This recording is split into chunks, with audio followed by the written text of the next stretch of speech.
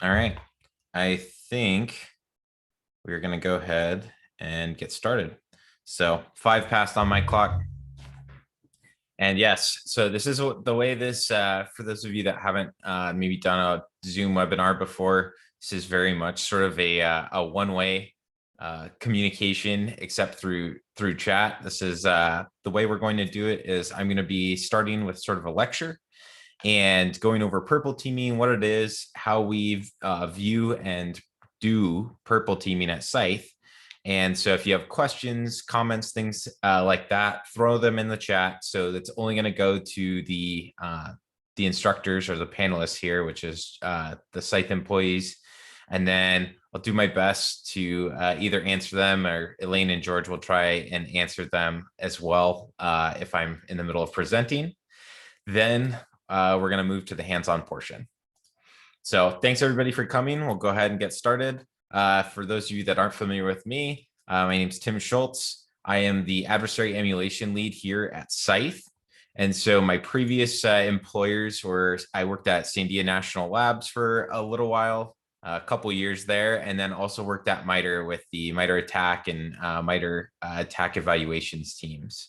So that's probably the name you're more familiar with, and you'll sort of see I'm a pretty big advocate for a lot of MITRE's open source and tools and resources. So I'll sort of be covering those. Feel free to ask me any questions that you have. And yeah, that's sort of just a little bit of a background on me for those that are unfamiliar. So as I mentioned, we are going to supply you with a brand new lab environment for you to play the roles of cyber threat intelligence, red team, and blue team. We have courseware that sort of goes through, walks you through each of them. You can either do a couple different things here. If you have already either listened to a presentation before, you're already familiar with purple teaming, you can throw me on mute. You can just dive straight into the workshop and you can play around with that for the next, it's open for the entirety of the workshop. So 3 hours. And for those of you that are interested in learning more about purple teaming, maybe you haven't heard of it or you're not familiar with how we've done it here at Scythe, then stay on for this portion. What I'm going to do is go through this lecture. Then I'm going to also walk through the lab as well. So that way it is, if you're unsure of where to start or want just something that's a little bit more guided instead of self-paced, I'm here to do that. And so we try and accommodate all sorts of learning here. So again, if people have already run through this in the past, no problem. Feel free to jump into the environment and try things out. So overall, the reason that we hope you're here is to learn about purple teaming overall. And so obviously getting to try things out and sort of have that hands-on reinforcement of it is critical to the learning process and reinforcing some of those key purple team concepts. But overall, we're looking to help people take it back to work. Obviously, Scythe is hosting this. We hope that you'll consider us. But at the end of the day, the knowledge that everyone can take away with from this workshop is, what is the value of purple teaming and how can you bring it back to your organization? How can your organization either take some of those purple team values and add it to their current testing? And then again, equipping you with the knowledge and the tooling, the resources that we provide, as well as some of the open source tools and platforms that you can leverage in order to perform purple teaming at your own organization. And so we also have continuing education credits as for everyone that needs to get those. And so that is at the end of the hands-on section of the course. It's a PDF that you can download. So if you're here for the CPEs, that's how you're going to get it. And so if you follow along with me, we'll get all the way through it and you will be able to get those. So overall, someone asked, what is our agenda for today? What's the roadmap?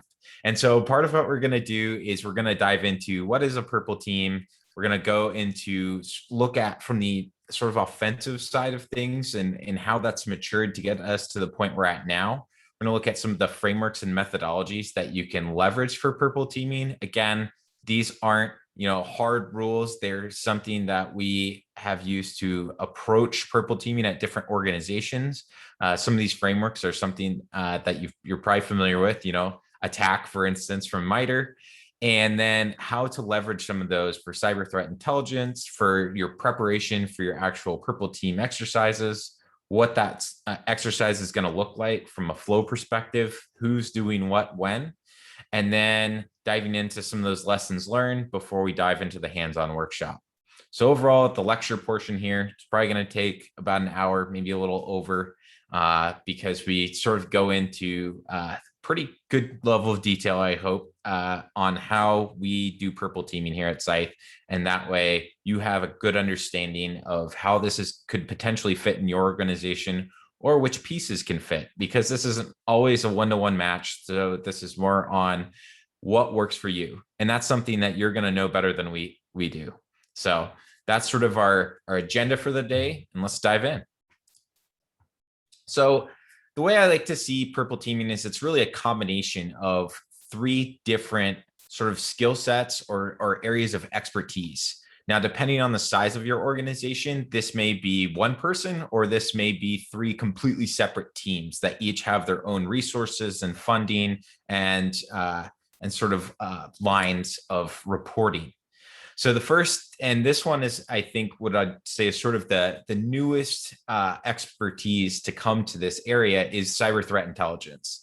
So while this has been threat intelligence has existed for a while, the sort of use of cyber threat intelligence in testing has been, I'll say, relatively new, sort of in the past decade, especially, is when it's really taken off.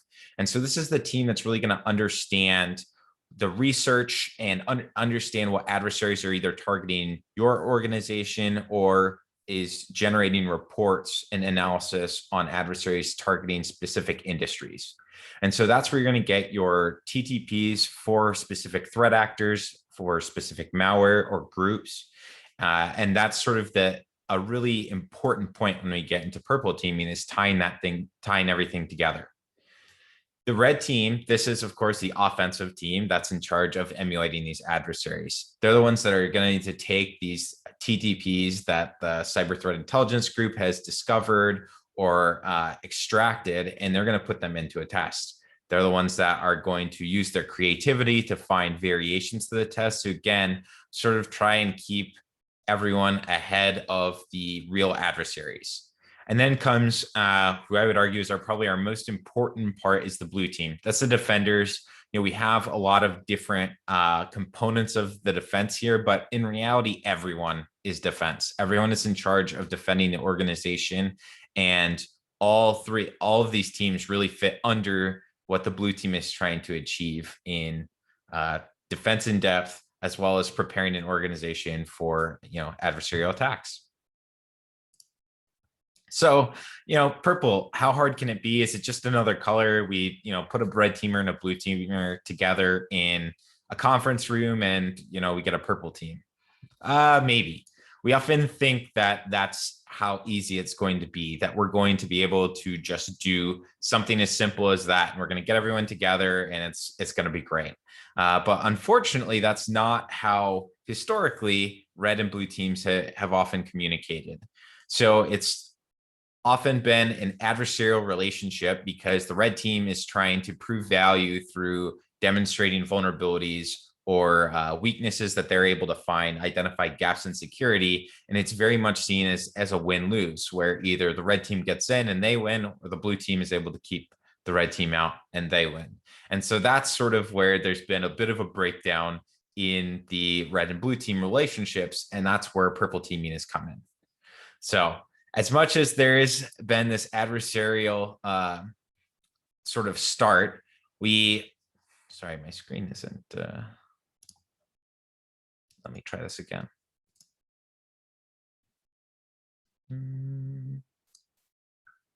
Oh, all right, sorry. Here we go. So we're going to start off with a success story. Sorry about some technical difficulties. We're going to start off with a success story, some optimism to fuel our purple team workshop.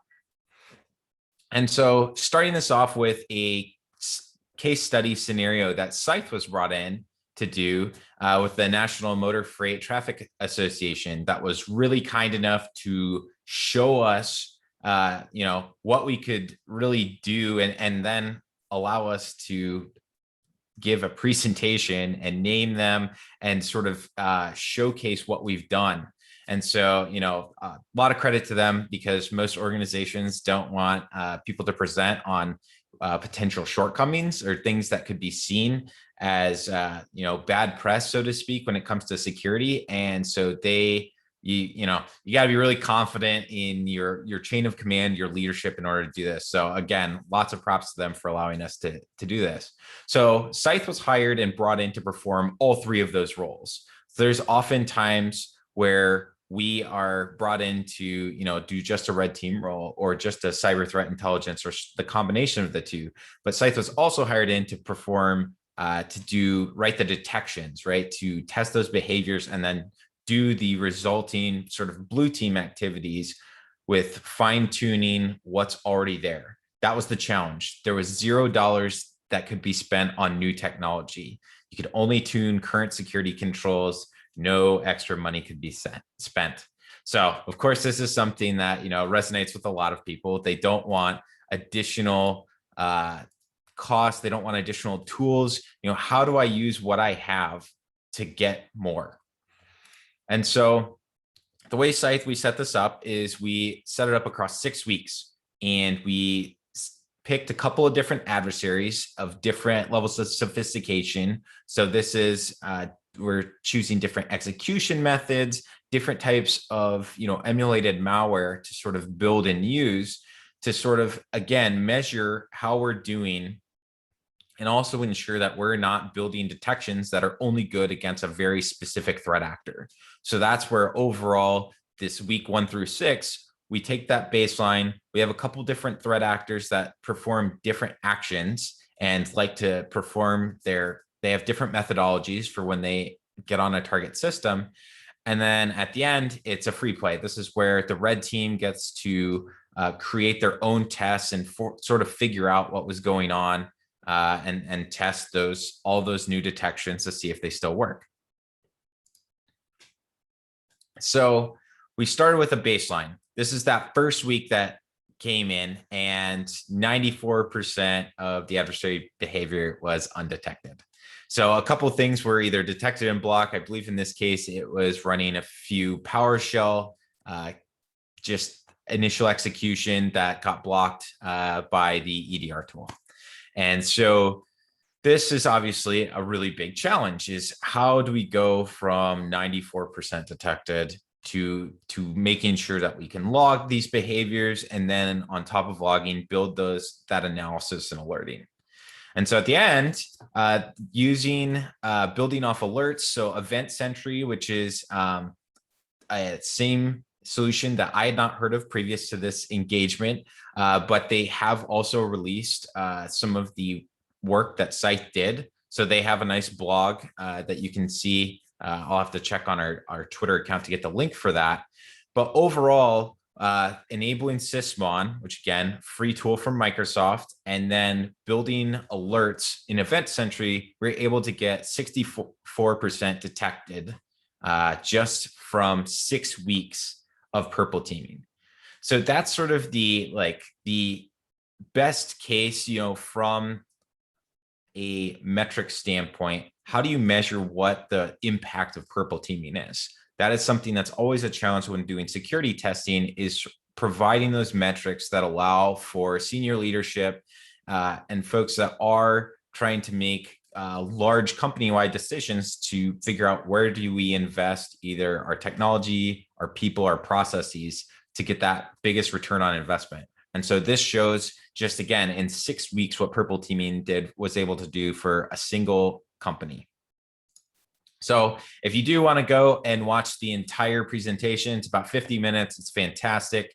It's called The Full Purple Juice, Not the Watered Down Stuff. This is by our CTO, George, and our CEO, Bryson, in CactusCon earlier this year. So highly recommend it. Something we always tell all of our customers to do. And, we've often had people that follow up and send us an email and say, we want this. Can you do this for us? So the answer is yes.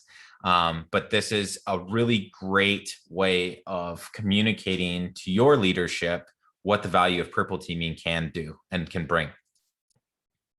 So After our success story, let's start talking about like breaking down some of those components of purple teaming. And so the first one that we always like to talk about is the offensive security side of things.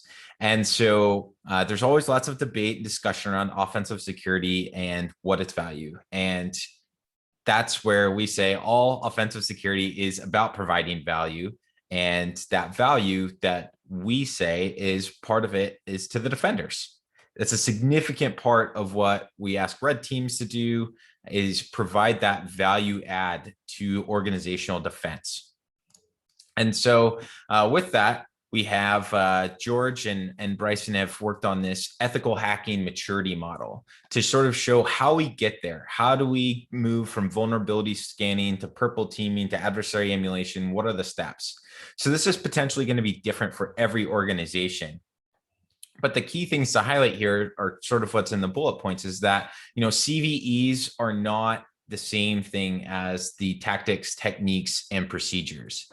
And so that's where trying to make sure that we are testing at each phase, right? Whether it is vulnerability scanning, we are looking for CVEs and doing an assessment on whether those are exploitable, things like that. And then moving to purple teams and adversary emulation, where we're testing specific techniques that are more behavior based. And so that's the types of things that we are really trying to test as we're moving all of this. And so again, sort of highlighting that last bullet point, that testing just the technology is not enough when it comes to a defense in depth model across an organization. You have to test the people to understand what, do we have the expertise needed to tackle the threats that are targeting us, the process to make sure that if there, for instance, to give you an example of a purple team we did, there was a double-digit hour lag on logs going from endpoints all the way into the Splunk dashboard. So that's a little bit of a people and process and technology is evaluating each of those to understand how organizations can respond to adversary behaviors. So we have links. Again, we're going to share all the slides, so don't worry, you don't have to take too many notes. So when we talk about red teaming, everyone's got their own definition. And so that's why we like to outline sort of how we define red teams, blue teams, and adversary emulation before we sort of deep dive into the purple team process. And so for our purposes here, the red team is emulating tactics, techniques, and procedure, again, to test people, processes, and technologies. And again, you'll see some points here that I've been making throughout is the goal is to make the blue team better. And so oftentimes red teams are an expertise. They are people themselves that are doing these things. They're trying to research the most up-to-date techniques. It's a manual effort. It requires people doing things over and over again and sort of requesting that expertise come in and, test new defenses. So that's where it is, when I talk about manual effort, they may use some automated tools, but oftentimes it is a people that you're going to in a set of expertise. So the blue team, this is the largest group. This is the defenders that are entrusted with identifying and remediating all the attacks across the enterprise, right? This is the hardest job because you have to look for adversaries across the entire enterprise and worry about all the latest attacks and techniques, as well as, previously popular attacks and techniques. And so that's where with every change, determining whether or not that your situational awareness has changed, whether something is still logged, and, making sure that your analysts aren't getting alert fatigued. I mean, there's a lot of challenges within the blue team. And so really, this is the entire organization that's partially responsible for this. And that's essentially the customer basis. The blue team is trying to help the business continue to do whatever its core functionality, why it's operating, right? And so that's the main business case for the blue team, is preventing those attacks and allowing the business to continue to run as it should. And then we get to adversary emulation. This is sort of an application of the red team. And so a lot of times red teams at least the red teams that I've been a part of, it's been a very sort of creative endeavor of trying to figure out what are new techniques, what are new ways that we can leverage them with, cutting edge technologies that are coming out, either being deployed across enterprises or with how teams are now building software. And so adversary emulation is sort of a bit of a scoped red team, because it scopes the red team's creativity and behaviors to a specific adversary that the blue team or the enterprise may face. And so this sometimes may be a blind test where the blue team is not aware of what's going on. And so they have to respond like it's going to be a real adversary, or it might not be blind. And so this is where, we get into purple teaming, and you'll sort of see that that's how we like to approach things. Ideally is with full knowledge, because that's how you get those really quick turnarounds in, results similar to our success story that we started out with. And so this oftentimes has been, it's still red team. It's been an expertise driven area. And so it has been manual, and, SCYTHE, we are trying to change that and at least automate some of the processes so that red teamers can transition some of their expertise into this tool that you'll see and you'll get to play with. And then from there, they can focus on where can I be creative, where can I try and get ahead of where these adversaries are operating, so that we can best prepare the entire organization. So we sort of set a couple of contexts and we set everything around how do we take all of this and put it together into a purple team. So the reason you do a purple teaming is you want to, train defenders. You want to test the processes between security teams. The example I like to give here is in a multi-level SOC. How do we ensure that things are getting escalated properly between teams? And what is that process for escalation? And so that's where a purple team can help, because it can really shine a light on in real time what is supposed to happen. So testing attack chains and TTPs that have not been tested before. The advantage of doing this in a sort of a purple team open engagement style is that it's very much, you can see right then and there whether something works or doesn't. So not just whether the attack works, but whether or not it's logged as it should be. And you'll sort of see the process we've outlined for how you can go through that. And so it also can allow for a team to prepare for one of those full scope red team engagements where the blue team isn't going to be knowledgeable about what activity is the red team's, and they're going to have to determine whether this is a real adversary that's attacking them, or if they're supposed to respond as if it's a real adversary. But overall, you're probably hearing a few themes, and that's sort of communication, collaboration, and that's again that last bullet point that's sort of the highlight of this is fostering a collaborative culture within your security organization. Part of the challenge between red and blue teams, as I've sort of alluded to earlier, is that there isn't communication between them that essentially needs to be happening. And so purple teaming allows for a time for everyone to get together, for it to be, as full knowledge as possible. And so an exchange of ideas for everyone to sort of see each other as human and to communicate as such. So that's sort of at least what we're aiming to do. So purple team exercises, we're gonna dive into each of these steps, but this is sort of overall what we're looking to do is run a technique, have the red team, either create a specific step or a series of steps for an attack chain. They're going to emulate that behavior. They can cite which threat intelligence that they got or created the attack from. And then you have the blue team that, again, is going to look for those indicators of compromise. They're going to look for logging, data sources, and then can we alert on that? Should we alert on that? And so again, rinse and repeat.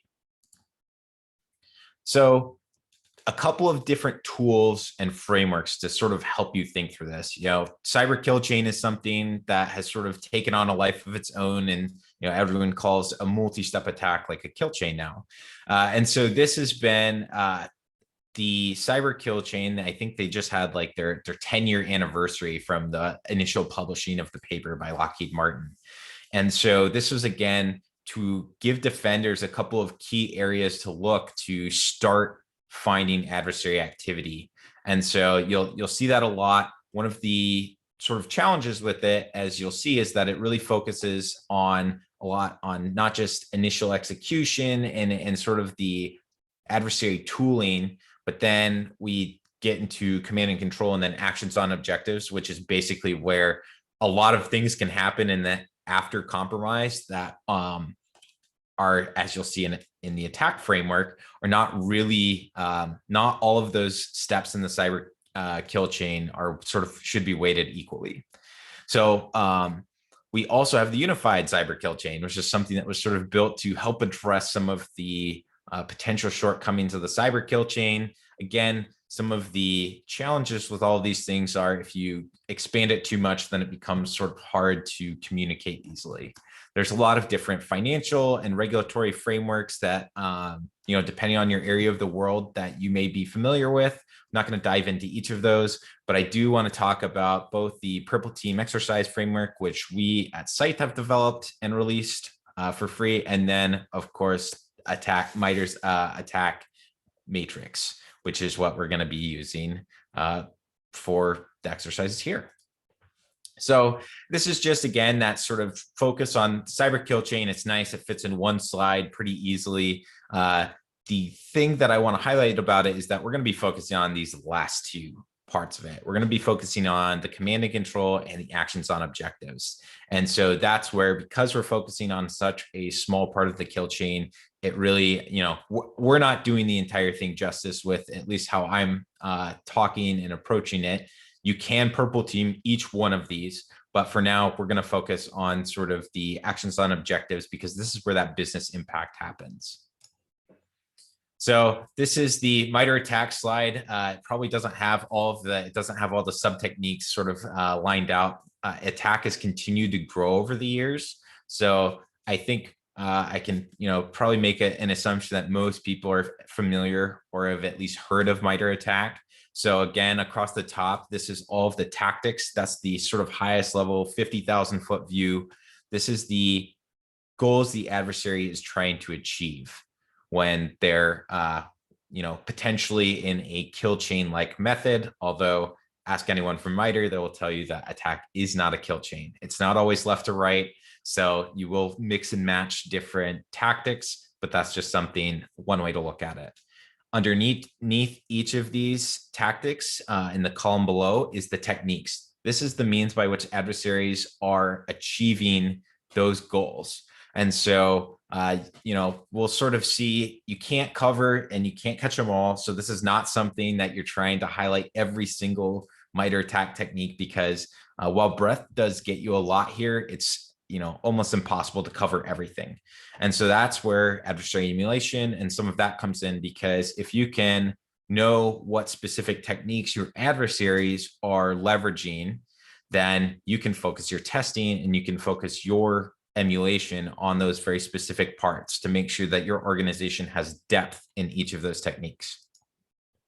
So I mentioned the Purple Team exercise framework. You can download it here at scythe.io/ptef. So go ahead, you can download it now if you want to sort of follow along, or do it afterward and read at your own pace. So when we get into purple teaming, something that I think is really helpful, especially when you're approaching it for the first few times, is having really nicely defined roles. And so this is where we sort of outline the different roles that we think are important for a purple team exercise to succeed.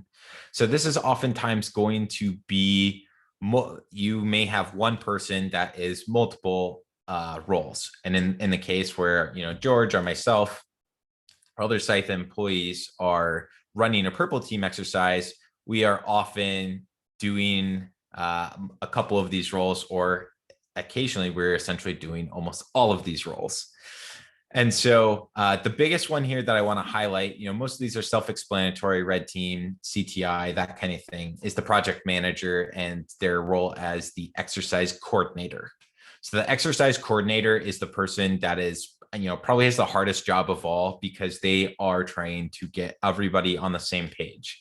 They're the ones that have to be, the disciplined person that's going to sort of move through each step that we outline when the test is happening, and then sort of doing a call. Okay, blue team, what's going to happen now?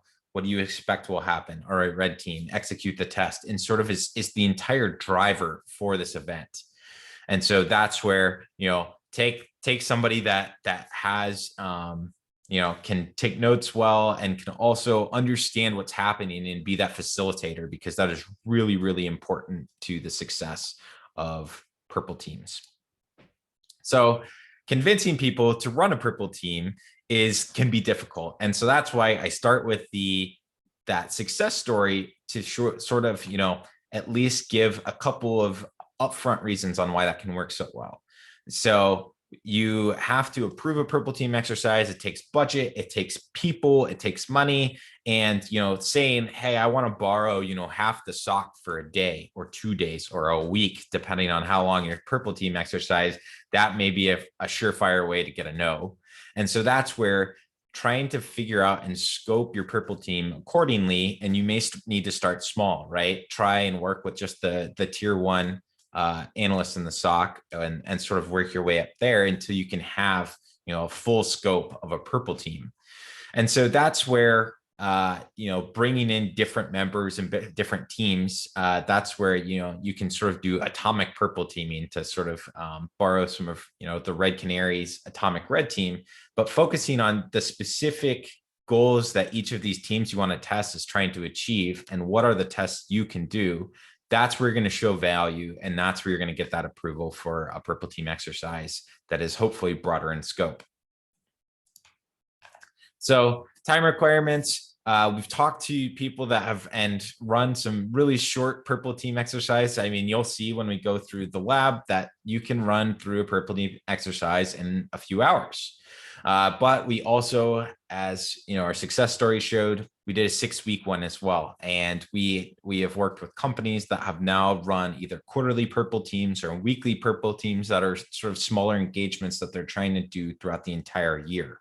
And so they only focus on 1 or 2 TTPs per purple team exercise a week, but it is something that is sort of, again, building that culture of security teams communicating to red and a blue team that's their time to meet up, and test out something new. And so that's where, you can do any time frame. The more time that you have, the better. And this is where getting the right participation of people and getting the processes that you want to test is going to be really important. So sometimes it's going to take maybe days, weeks, or months to get all of the approvals for the scope that you're trying to do, get everybody on board that you need. So that's where your mileage is going to vary depending on your organization. So I was really lucky to be able to work with both Katie Nichols and Cody Thomas while I was at MITRE. And they gave this really great talk about how do we take cyber threat intelligence from something like attack and then actually turn it into an adversary emulation plan. And so I've got you'll have the link there, but this is sort of their overall, their kill chain, so to speak, of taking cyber threat intelligence all the way through the process. Because is it just, extracting it out? That is part of it. However, identifying that adversary can be more difficult, especially if you've never done something like this before. If you don't have a cyber threat intelligence team to tell you this is the specific adversary.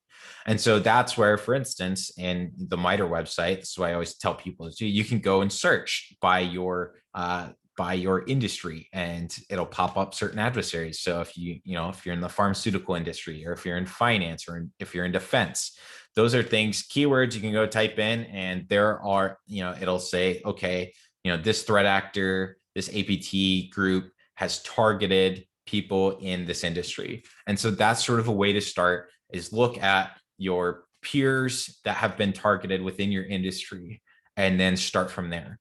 And so you can gather that threat intelligence. That's another great thing about the attack framework, is that it's essentially this big reference database for you to go and look at all of these public reports that have been analyzed and parsed and put into basically a single, very nicely put spreadsheet. And From there, you have all those reports. You can look at the specific tactics, techniques, and then the procedures for some of them, with the procedures being those most granular, the exact command that's being used or series of commands. And so that's where you can pull those out and then analyze and organize those. And so what this means is, order of operations does matter for some adversaries. You are going to have some that like to try and do lateral movement as soon as possible. Others want to make sure that they have obtained all of the information as possible from the host and machine that they're on before moving laterally in case they lose access or something like that. So that's where that analyze and organize comes in, is understanding what your adversary's overall goal is and then how things are aligning to that goal when it comes to how they execute, when they drop their malware, things like that. And then from there, you're able to create a plan that's outlined and hopefully sort of neat, tied to the cyber threat intelligence, and you can emulate the adversary. So as far as talking about cyber threat intelligence, I just walked through that whole example of, oh, you can just do this, this, this, and this.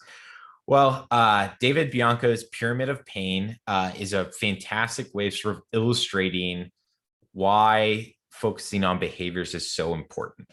And so, I've approached explaining this from two different ways.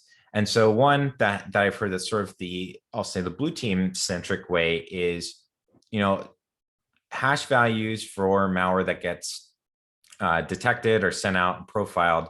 It's very easy to throw into, to integrate into your network and say, all right, block this hash, right? Make sure it never runs. If it appears on the network, we need an alert because this is a known bad. And that's very easy to throw in. However, it's also very easy from a red team or an adversary's perspective to change, right?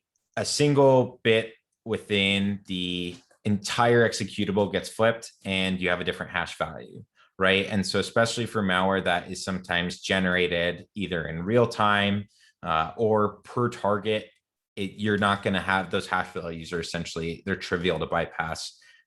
And so that's where we move up a tier, and you can sort of see how I'm going with this is like IP addresses, domain names. Those are, again, things that, are easy to put into either a specific vendor solution and say, block all these IPs, block these domain names. And this is where, it starts getting a little bit harder because especially when you get to high speed IP space and domain names, well, are you going to block something that's hosted in AWS or Google Cloud or Azure? And so this is where it gets harder for both defenders to sort of put these things into an easy to detect. And it's also, as you do these things and are able to detect and block these, adversaries have to retool a little bit. But the cloud has made like domain names, network artifacts a bit easier to sort of scale out and change. But when you get to the tools, for instance, if you are able to detect and respond on specific tooling adversaries are using, they have to retool, they have to change things. And this is where we get to the very peak of the pyramid. And this is where things like the attack framework that talk about the TTPs or the behaviors of what adversaries are doing, that's where it is the hardest from a defense standpoint to understand and block, because you are looking at the intent behind those actions instead of just looking at whether the actions themselves. Running Who Am I, for instance, is a go-to example. Is that a sysadmin who's trying to make sure that they have proper privileges before deploying, a new patch or running a script? Or is it an adversary that's trying to determine what level of privileges did I just get on because somebody, finally executed my payload? And so that's where it is really tough. But I like to remind people, especially defenders, that adversaries are people as well, right? They have expertise in, that they have to rely on, especially as malware like ransomware, as we get into, has matured. The unfortunate part of it being, successful from a adversarial perspective and the money that you see on all the headlines that these companies have paid out, adversaries are, again, maturing their own processes and tooling. And so they have software engineers that are building the sort of underlying framework for the malware to operate and use, but they also, if they're doing, like, I'll call it sort of red team techniques, or those techniques that abuse the inbuilt systems, they need essentially red teamers and exploit developers and all of that. This expertise that is in short supply globally, they have to leverage those people too. And so if you can make them leverage that expertise as much as possible, you are making their life difficult, because you are making their expert, choose between different places that whether they are having to do new research and trying to find new bypasses and techniques, or if they're trying to help the team that can't keep a foothold in because you've done such a good job sort of blocking what they're currently doing, and they're trying to figure out ways around it. So that's sort of, trying to make them respond tactically instead of strategically is really important. And that's where ideally you'd like to get to. And so this can be sort of a pyramid of maturity as well, and sort of seeing how not only from a network defense perspective, but also I always recommend red teams that are looking at adversary emulation, how easy is it for you to change these things as well when you're doing your tests. So you download a report, right? FireEye, Red Canary, all these different threat intelligence vendors release reports. And they've actually gotten a lot better about this. This is an older screenshot that has all of the different, single paragraph. How do you extract those attack techniques out of it? And so this is just, again, credit to Cody and Katie for developing these slides. This is from that presentation that I mentioned earlier, and sort of showing this is how we are going to extract all of these references that are then going to get put into the MITRE attack framework. And so this is useful, of course, for linking things later, and so that you don't have to go and read one of these reports every single time you want to emulate an adversary. So this is an attack navigator view. This is a way for you as a tester or as a purple teamer to sort of outline what's going to be tested. So this has got an expanded view. It's got some of those sub techniques that have been outlined, which is sort of the newer MITRE attack releases. And so again, I want to emphasize that the goal here is not to have this entire page be lit up. You're not going to test everything every time, because that's just going to bog down your testing. It's going to be too much, and it's going to be difficult to understand the nuances in some of these very specific techniques and sub techniques. So this is a good way to communicate with senior leadership on, here's a quick overview of the breadth of things or the depth of things that we've been able to test if you're looking at a specific tactic. So this is how we at SCYTHE, we like to analyze and organize our techniques and tests into just a nice table like this. Whenever we send a proposal for what we're doing in testing, when we're doing purple team exercises, this is how we do it. We give a description of the adversary. We give their objective. Are they trying to steal IP normally? Is it a ransomware group that is trying to both exfil and encrypt the hard drives of anything that they are able to get their hands on? And so, and then each of the technique IDs, the technique name, and then details. So we found most people have mapped to MITRE attack. However, we provide those extra details just in case people want to just read this table and understand what's happening without having to go and reference the attack matrix every time. So if you're familiar with some of our Threat Thursdays, George and myself have done these for, I think now George started a little over a year ago. And so he's been doing these since his second week at SCYTHE. And so he introduces a new adversary. We normally have people come and talk either about the specific adversary or about pains in that specific space when we're talking about ransomware and how those threat actors are evolving, what techniques they like to use. And so we release all of these emulation plans for free. So SCYTHE customers are obviously able to leverage this and download and run the threats directly in SCYTHE. And so this is sort of our way of providing some content to them as well. But We recognize, not everybody is necessarily going to have Scythe, and we want them to be able to still leverage the adversary emulation plans. So that's where you can go and see we have these in our GitHub and community threats there. And so if you're still new to adversary emulation, highly recommend checking some of those out, especially focusing on, ransomware is what is sort of a primary concern across all industries, all customers, regardless of how sophisticated their defensive structure and everything is. Everyone's worried about ransomware. So it's a good place to start. And, ransomware isn't worried about being stealthy because it's going to tell you it's there after it runs most of its techniques. And so we'll get to see some of that in the hands-on lab as well. So this is an example of orange worm group. So you'll see again, this is a healthcare sector group that has targeted. And part of the reason you see some adversaries target specific sectors is because a lot of times, either due to regulation or things like that, they have really similar technology stacks. And so they're going to, have the same bypasses, the same techniques are all going to work on the majority of large companies and organizations within that industry. Just because, again, healthcare, you have like HIPAA and a couple of other things that are going to help determine what is the focus of the industry professionals in that area.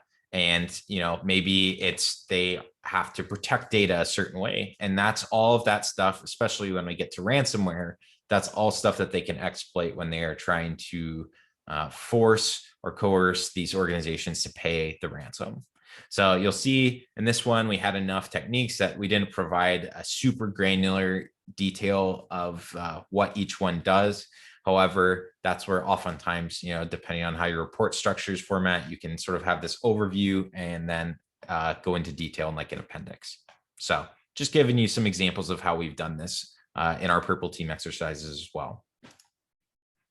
So logistics of a purple team, especially with the pandemic going on, this is something we always get asked, are you still doing virtual or remote purple teams? How does that work?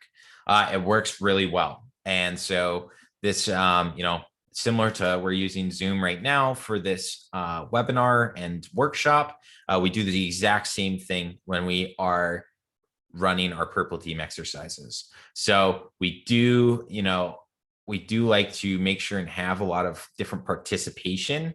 So for instance, it's, we have screen sharing, things like that, making sure that people have, their computer is set up to share the screen without being worried about, sharing something that is either, if we or SCYTHE are on the call, if we're running the red team, making sure that they're not sharing anything they're not supposed to.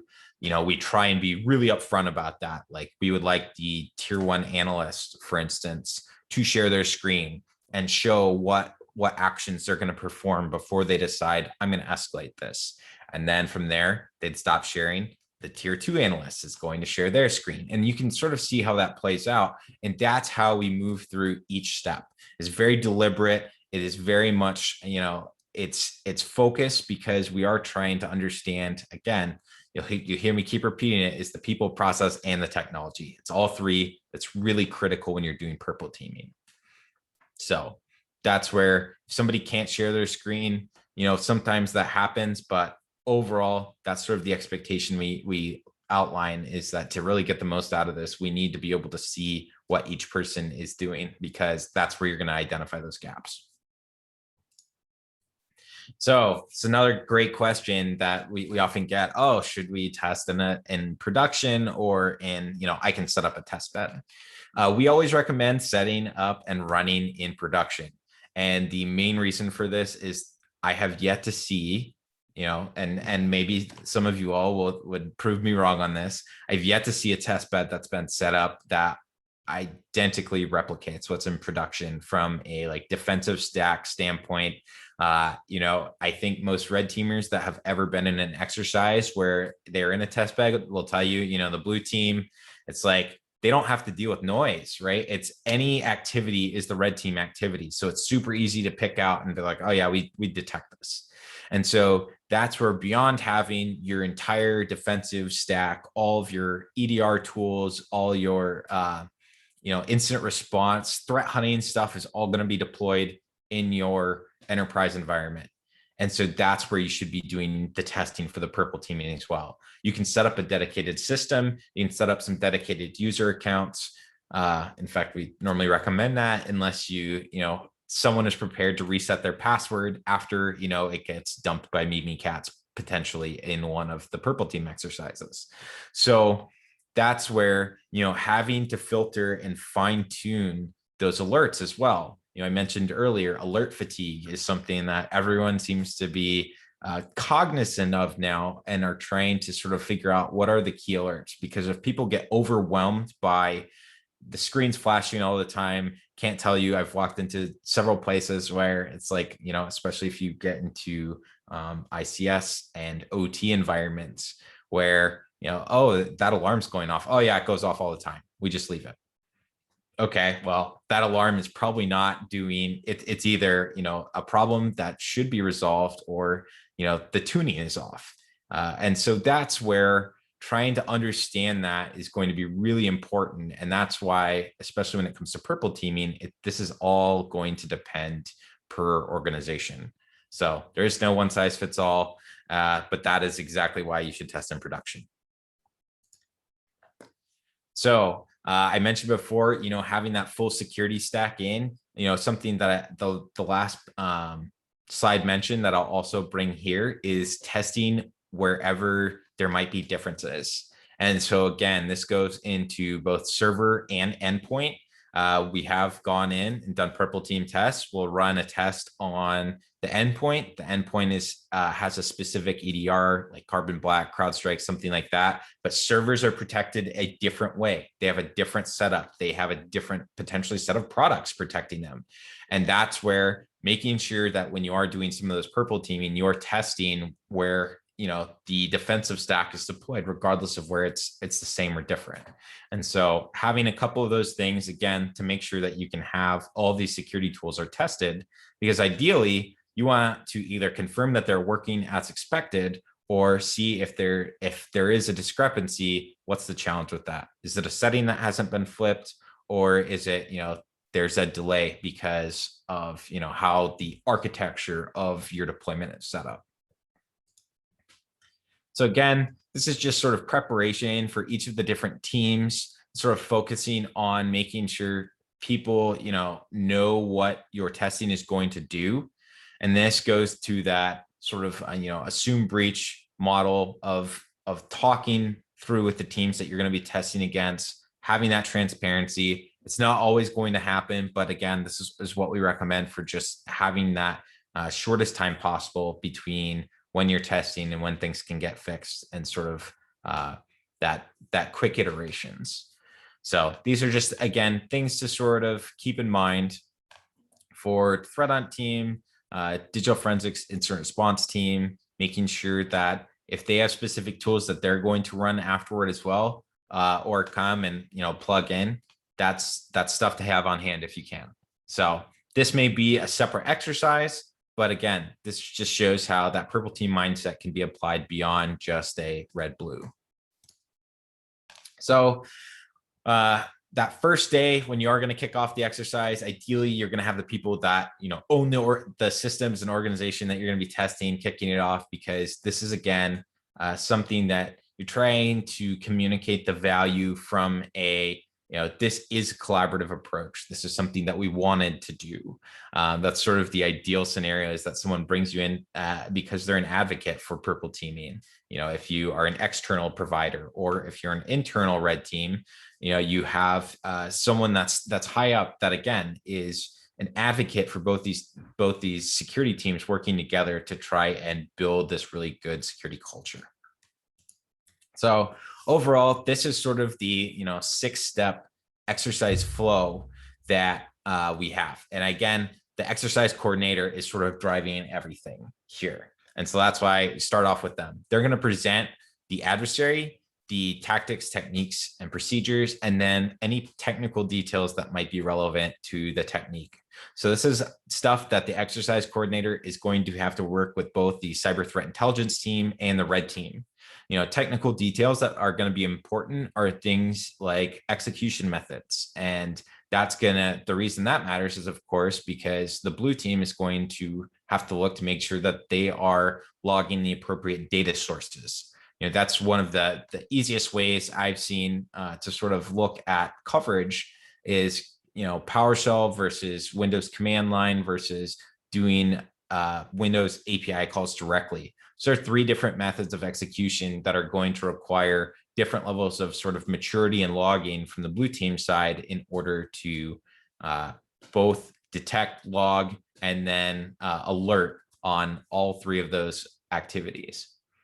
So moving to 2, this is where have a tabletop discussion. This is a critical part of this process. I know tabletops, especially if everyone is used to like getting down and into the bits and bytes, is taking a step back for a moment and seeing what is the expectation, what should happen when this technique is executed. And so once that happens, record it, what is supposed to happen, and then the red team executes it, and then the blue team does again what was outlined in that tabletop, what is supposed to happen. And then this is where you find the discrepancy. Was there a discrepancy? Do we need additional detection engineering, and do we need to adjust or fine tune any controls? If not, great, move on to the next one. If so, this is where, again, you would potentially do that tuning and then have the red team execute it again and go through that same process. And so the idea here is that there are different ways to do purple teams, but one way is to not move to the next technique until you have you have the result that you're looking for each procedure. So that's something that, just to sort of keep in mind as you're going through this is you could either, if you're an external team coming in, maybe you're going to execute a bunch of techniques. You're going to take note of what gets logged, what gets alerted, what doesn't, sort of in real time. And then the blue team has a different team that they're going to pass everything over for detection engineering and sort of building and fine tuning before having another purple team exercise where you can do it again and sort of do that comparison. So those are sort of the really important parts. And again, it's an iterative process. So going through it and running through it again and again is really important. And that's where, I'll reinforce it here. This is very deliberate testing. I know some red teamers from experience can say this type of thing is boring because it potentially is. But the key thing here is building that initial test case is really important. And that's where the red team's creativity can come in, especially as you get to continue to move into those more subtle techniques and the nuances where you either have different flags, things like that. That's up to the red team to help interpret the cyber threat intelligence and build that initial test. So there shouldn't hopefully be too many surprises when you go through the actual exercise, because the red team already understands what's going to happen, the artifacts that are going to be generated, so that the blue team can spend the majority of the time in each of these exercises either confirming what's happening or building a new detection.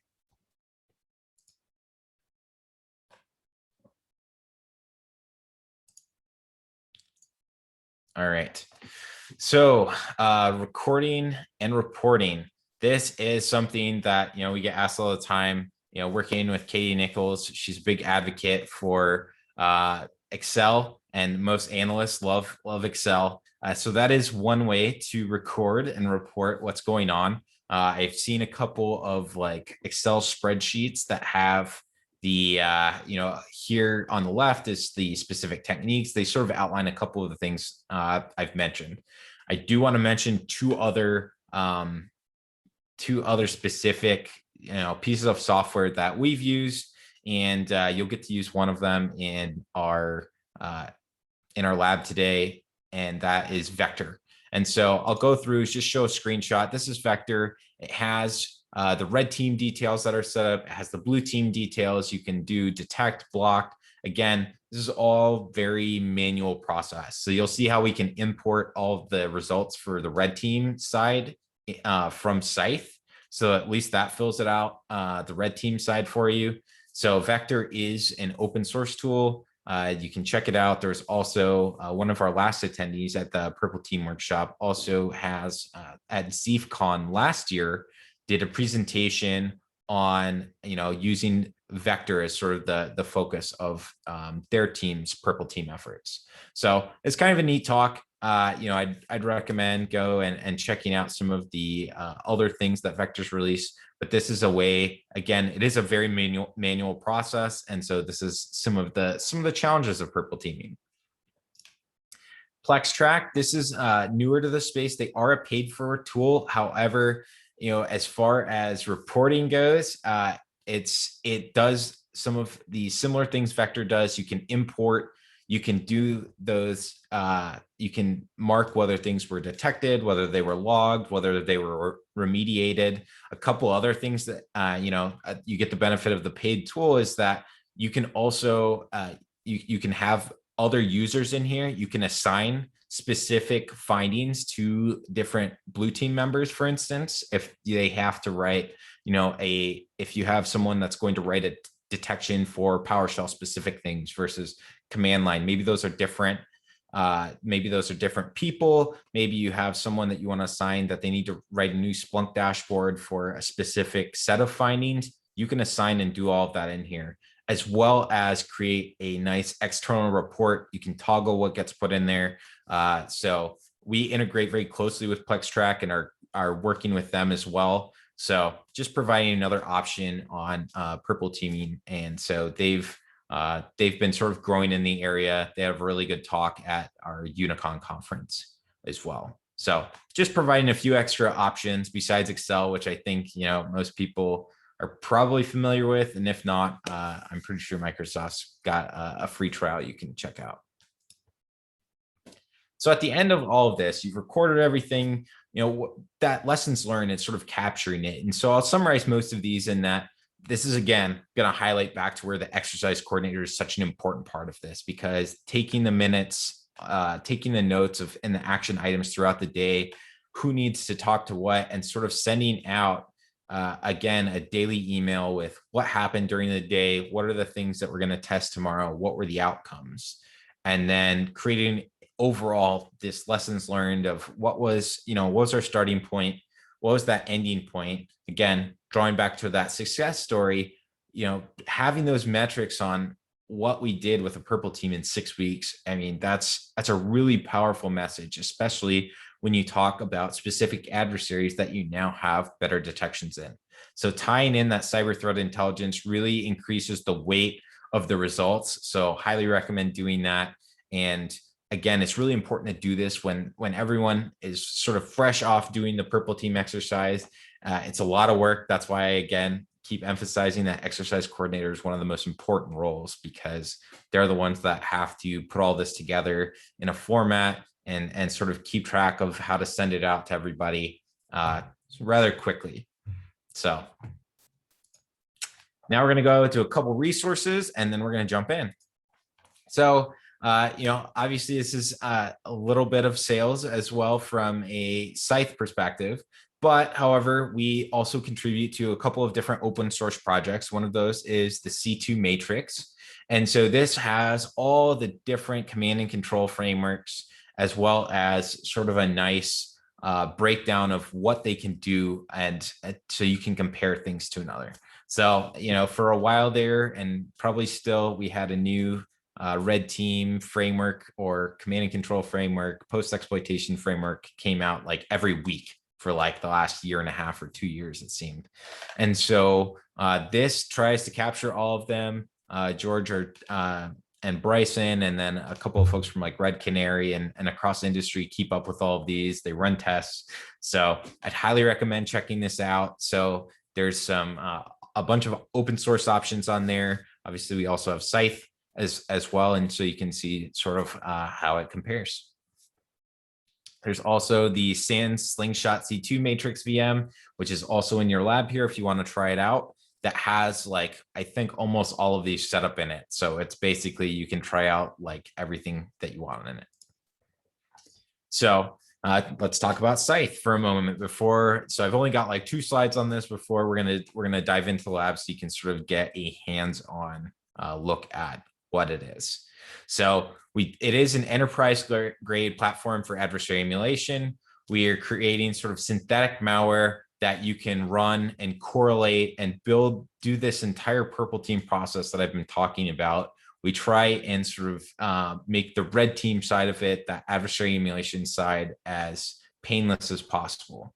So you can't fully, automate a red team or anything like that, but we try and enable people from both red teams and blue teams, and of course, purple teams, to leverage our tool to consistently execute TTPs. They can execute these types of behaviors. You can build your own campaigns, as you'll get to do.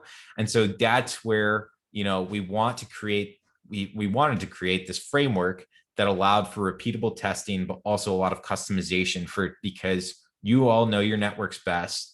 And so you're going to know what extra tests and things like that we may not have, in our Threat Thursdays, but you still want to test against. And so we provide that flexibility. We provide the options of sort of building that out.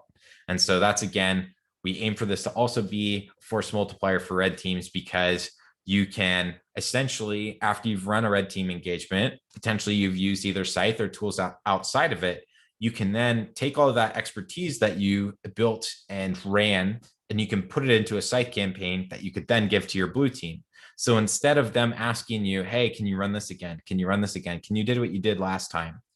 You can give them that SCYTHE campaign. They can run it over and over again. And the red team can focus on doing the research, building those new techniques, and trying to discover what are adversaries doing that we aren't testing against. And so it sort of frees up red teamer time from having to re-execute the exact same tests, and provides the blue teamers that that timeliness that they can always, whenever they need to run a test again, they can keep running it and testing.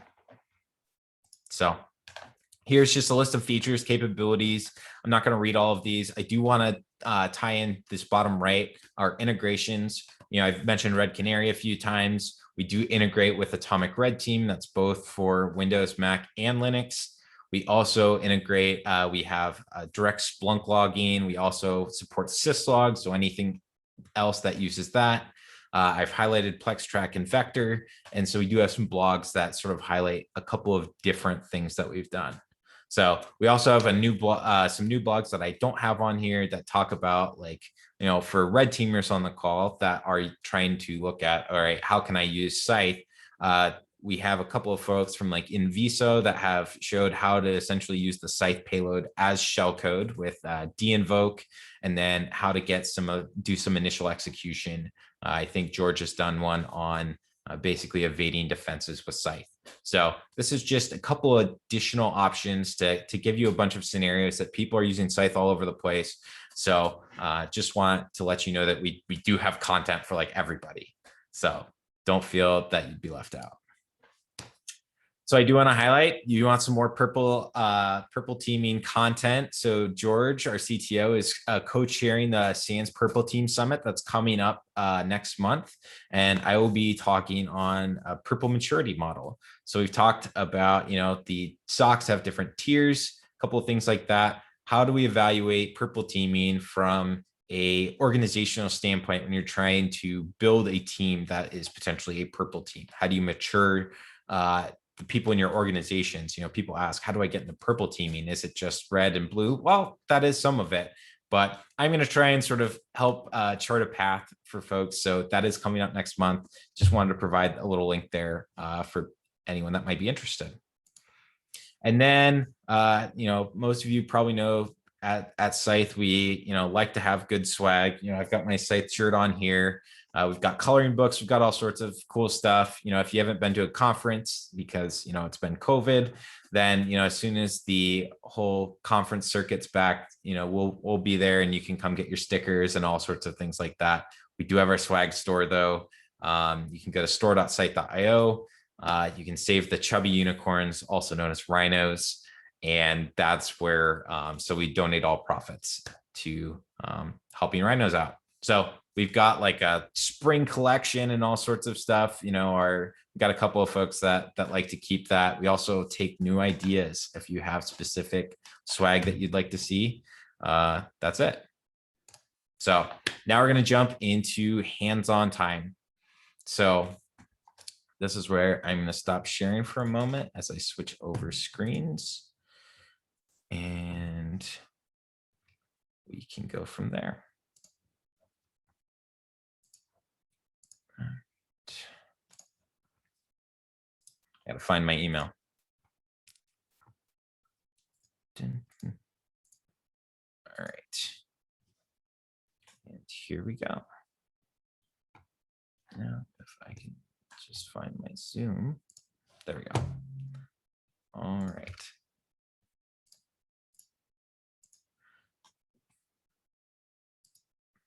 All right. So my lab is building. Hopefully it won't take too much time.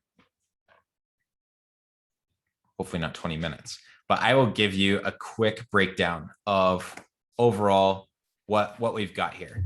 So obviously it's still building out. For those of you that it's already built, you're going to have like a black bar across the top screen here, and there's going to be a little section that says notes. So I'm going to invite you to click on that because it is going to tell you what your username and password are for all the things you would need in the lab. So, and on the left side here, you'd have I think it's like consoles. It's going to show you the different things you have access to. I mentioned we had that SANS slingshot VM. Looking for words here. SANS slingshot VM that has all of those different command and control options for you to test out if you want. And that's where you can go and you can run that. I think we're running vector from that. And then you can also, of course, select the Scythe Windows machine that we're going to be testing and running Scythe on.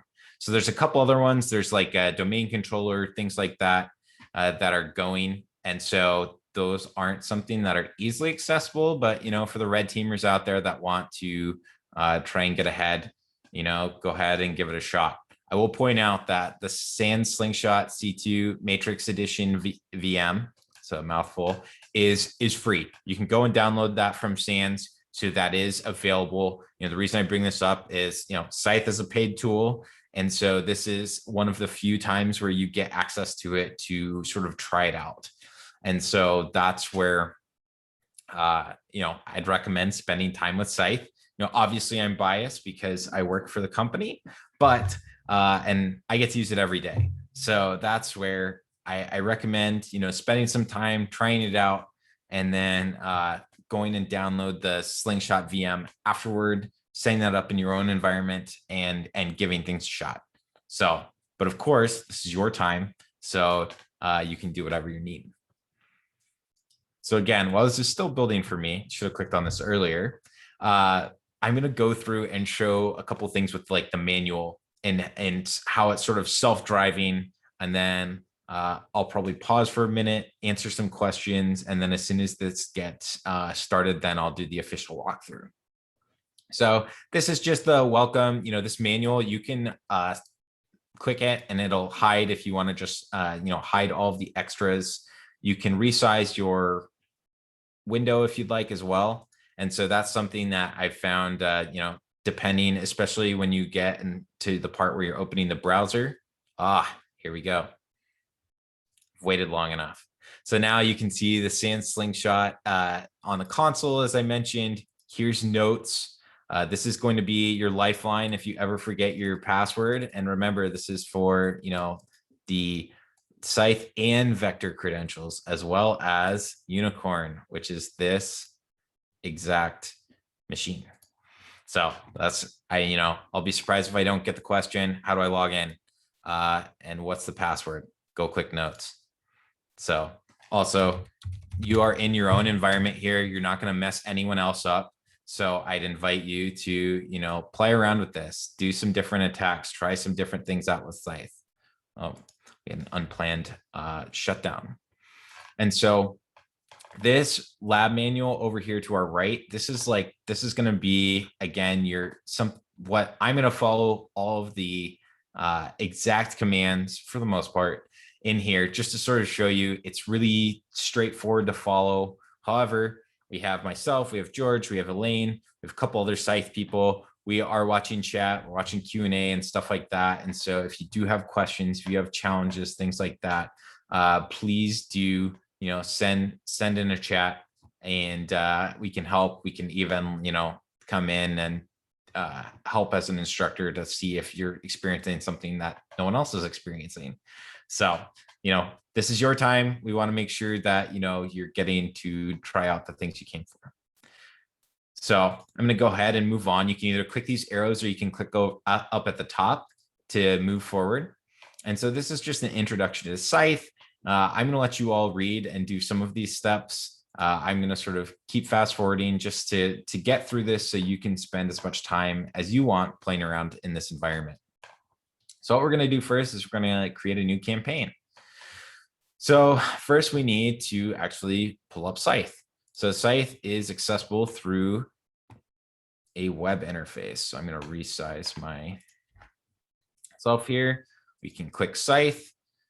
We did not create a certificate for you here, so you're gonna have to click through the privacy settings here, and then you'll get this nice little banner. This is how you know that you're accessing the Scythe server. Again, if the username and password, if you accidentally click manual and you're not sure how to get it back, notes is the lifeline here. And so this is where you can go, and we can type in unicorn. I'll let you guess what the password is. You should know it. But now we've logged in. So we're going to go to the campaign manager. And so just to give you an idea, let's see if I can make this happen with resizing, just to show, oh man, maybe up there we go. All right, hamburger menu. This has happened to people before. If you're working off a laptop or something, a small screen, and you just come here and you're like, I don't have the new campaign. I don't have any of those. You've got the hamburger menu there. Click it and it'll open for you. So just something, that I like to show people, because I think even the first time I did this before I was a Scythe employee, I had the hamburger menu. So easy thing to fix. So first thing we're going to do, so campaign manager, and then we are going to click new campaign. So we're diving straight into it. You can go and click through a bunch of these things, test it out later. This is just sort of going to be an initial drive through of some of the different things you can do with Scythe. So we're going to name it first campaign. We're going to leave it as Windows. We're not going to restrict the campaign any. And we're going to leave everything else as is. So we need to ensure HTTPS, which is selected. And then we're going to customize a few parameters. So heartbeat. So when you click on one of these, it's going to automatically highlight whatever you need to change. So you can literally just type after you click it. So I clicked heartbeat. I just typed 10 and we're good to go. It doesn't need to be between the carets or anything like that. So just something to keep in mind from watching other people use Scythe at times. So basically, we can confirm Scythe 443, secure true, multi-part. All right. So we are good to go. And then capability modules. This is almost always set correctly. And you get a nice review and explanation of what these are in the next page. All right. So these, you can again play around with these. You can randomize them if you want. This again, just for some of that signature avoidance. Remember our pyramid of pain, and it's very easy to change hashes. These are going to change the hashes every time. All right. So we're going to click next. And now we're going to define stuff. All right. So this comes, now we're to our campaign automation. So you're going to have to scroll up. And so you've got either a scroll bar, or if you have a mouse or something like that, you can always drag this if necessary to get to the top. So when you're loading a module, so we're clicking like ARP, print screen, and run. All right, so what this is doing, just to give you an idea. So this is our campaign automation screen, and you are loading these capabilities into the malware. you are loading them into memory. And so the way I always explain it when I'm doing demos and such is like all of these actions that you can potentially do on the left-hand side, this is your armory. This is all the possible things that you can, do with Scythe right now. And then by loading them, you're sort of putting them in your backpack, right? You're in the armory, you're deciding what you're going to take with you. This is your malware you're equipping. And so these things, they're being put into your backpack. However, you're not doing anything yet. And that's where we're going to go down to execute an action. And so we'll click print screen, run ARP, and then who am I? And so then this is where executing an action, this is wielding those things from your backpack to keep going with my analogy here. And so we are leveraging ARP after we loaded it. We are doing a print screen after we loaded it. We are running a command, or who am I in this case, which is an executable after we've loaded it. So another little cool thing I like to show is that you can drag and drop these around.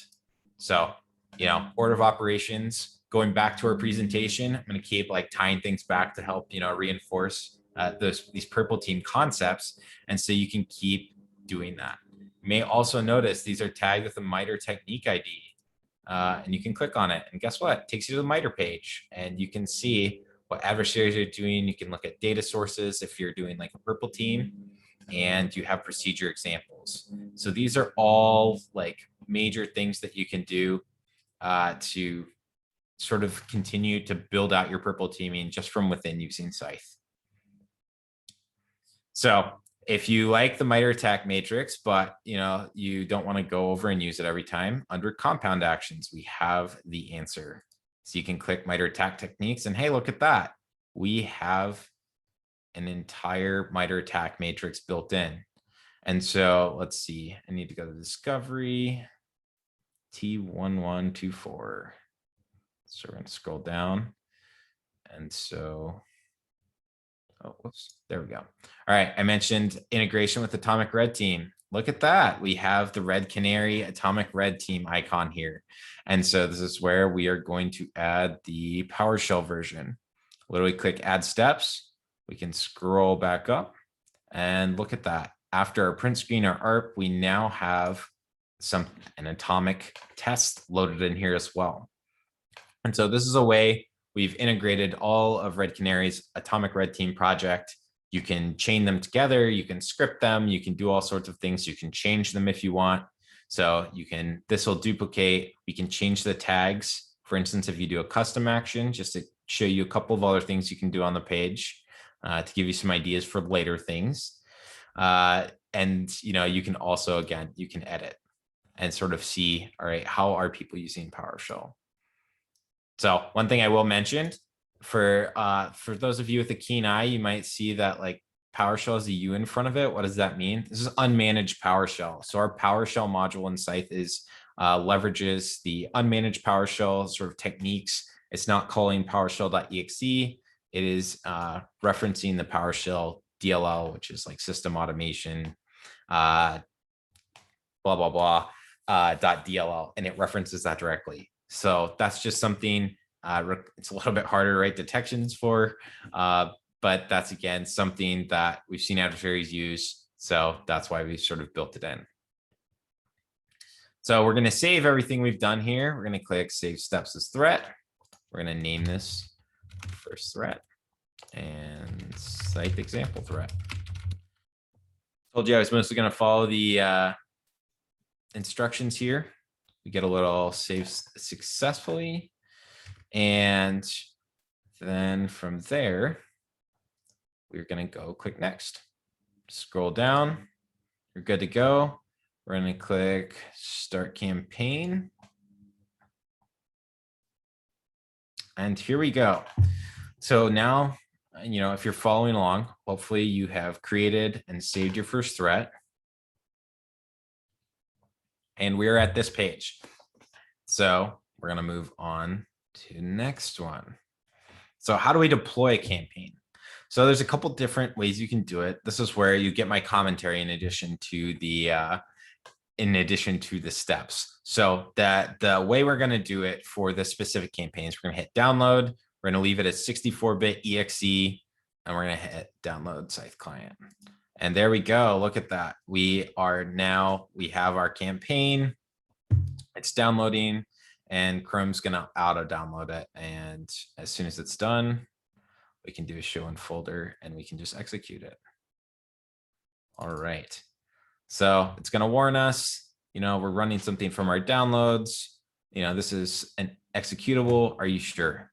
Absolutely. So, again, we're working from an assume breach model here where, this is being done with full knowledge. And hey, look at that. We went from inactive to active.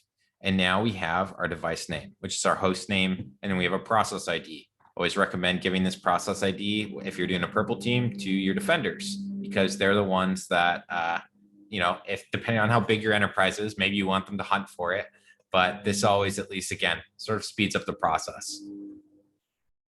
So a couple other things I'll show you right here. Say that you are a red teamer and you are going to run Scythe, and you're not going to give someone a login to come in and say, hey, download this. Maybe you want to send them a link. So we do have direct download links. And so this will populate with the Scythe server IP, and you can send those links you could either put it within like a phishing campaign if you're trying to do something like that, or you could, I know we have customers that are essentially servicing a lot of different organizations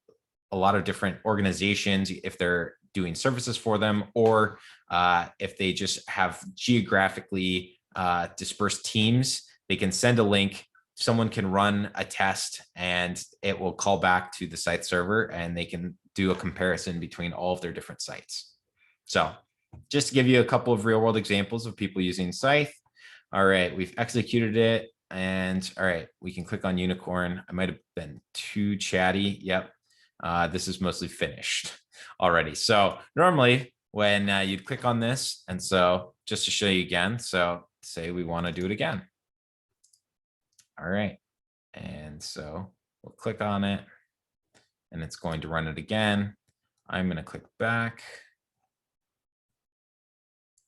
And look, we have another one. And so let's see if this is, all right. So this is the one. This is running. You can see it's still loading. Remember, we changed it to every 10 seconds. This is going to take a little bit of time to start calling back, but this is going to start populating in real time. So that's just something play around with. That's how you'd run a repeatable test. And so again, just try things out. If things, and if something doesn't work the way you expect it to, let us know. And there's, hopefully we have an explanation or a fix for it. Let's move on to the next one. All right, let's go look at reports. So we've run a report. We want to download a couple of different things. So reports is its own tab because obviously reporting is really important. And so we'll go to our first campaign here, and we can look at a couple of different things. We'll do first, we have our own inbuilt MITRE attack matrix here. So you'll notice we've mapped so many things to attack. You can see our own little attack navigator, so to speak. Again, these links to the real MITRE attack page, so you can go and look if you're not familiar with the specific techniques that were tested. It labels which ones were atomic tests versus site-specific testing. So nothing was prevented here because I have no defensive stack, but we do also have a key down here that shows if something failed, we assume that it was potentially a blue team activity or function that stopped it. And so that's why those are labeled in blue. So we do provide the attack navigator file. So if you are trying to do comparisons side by side between like for instance, I know a lot of the different EDR tools and everybody maps to attack. So that's again why we've sort of tried to link everything that we've done to it, is that you can download the attack navigator JSON and then load it into that. We also support the NIST 800-53 controls mapping that was released by MITRE. And so you can download the NIST controls mapping as well to, again, see do some controls validation based on what you're testing. So we also have an executive summary that I'll show. It's sort of a high level. I always recommend, if you're using Scythe, copy and paste this. You might recognize our cyber kill chain here and the fact that we're focusing on actions on objectives. And so again, this is just a high level summary. I know most red teamers love writing reports. So this is at least something to get you started. And then we have a CSV file. This is important to download because we are going to use it later. That's some foreshadowing for some of our purple team tools. And so basically, so we've downloaded that. I think we've completed step 7. So now there's detection with Wireshark. I'm actually going to skip this part and let you all go. And this is basically just showing that the communication between the client and server. So it's Wireshark's neat. And that's where I just want to keep rolling with this so that you all can get to where you're doing it on your own. So I'm going to skip past this and we're going to go and talk about some cyber threat intelligence. And so let's talk about orange worm, the threat that we highlighted. I gave sort of a brief overview, but for instance, one thing and potentially sometimes challenges with attacks. So if we click on orange worm is, all right, we have 2 techniques used. Well, that's going to be sort of a really small, short test plan if we're just going by techniques used. But hey, look, they've used all this different software and things like that. This is where you can go down to the references and see exactly what was cited. And so there are times when we go through, and this is where, so we'll go to our Threat Thursday. So this one was built by George. And here's his sort of breakout of the different cyber threat intelligence that he went and read through, and then how we looked at the software, because that was a much larger list of things that we can leverage to create a much bigger technique map for what's being tested by Orange Worm.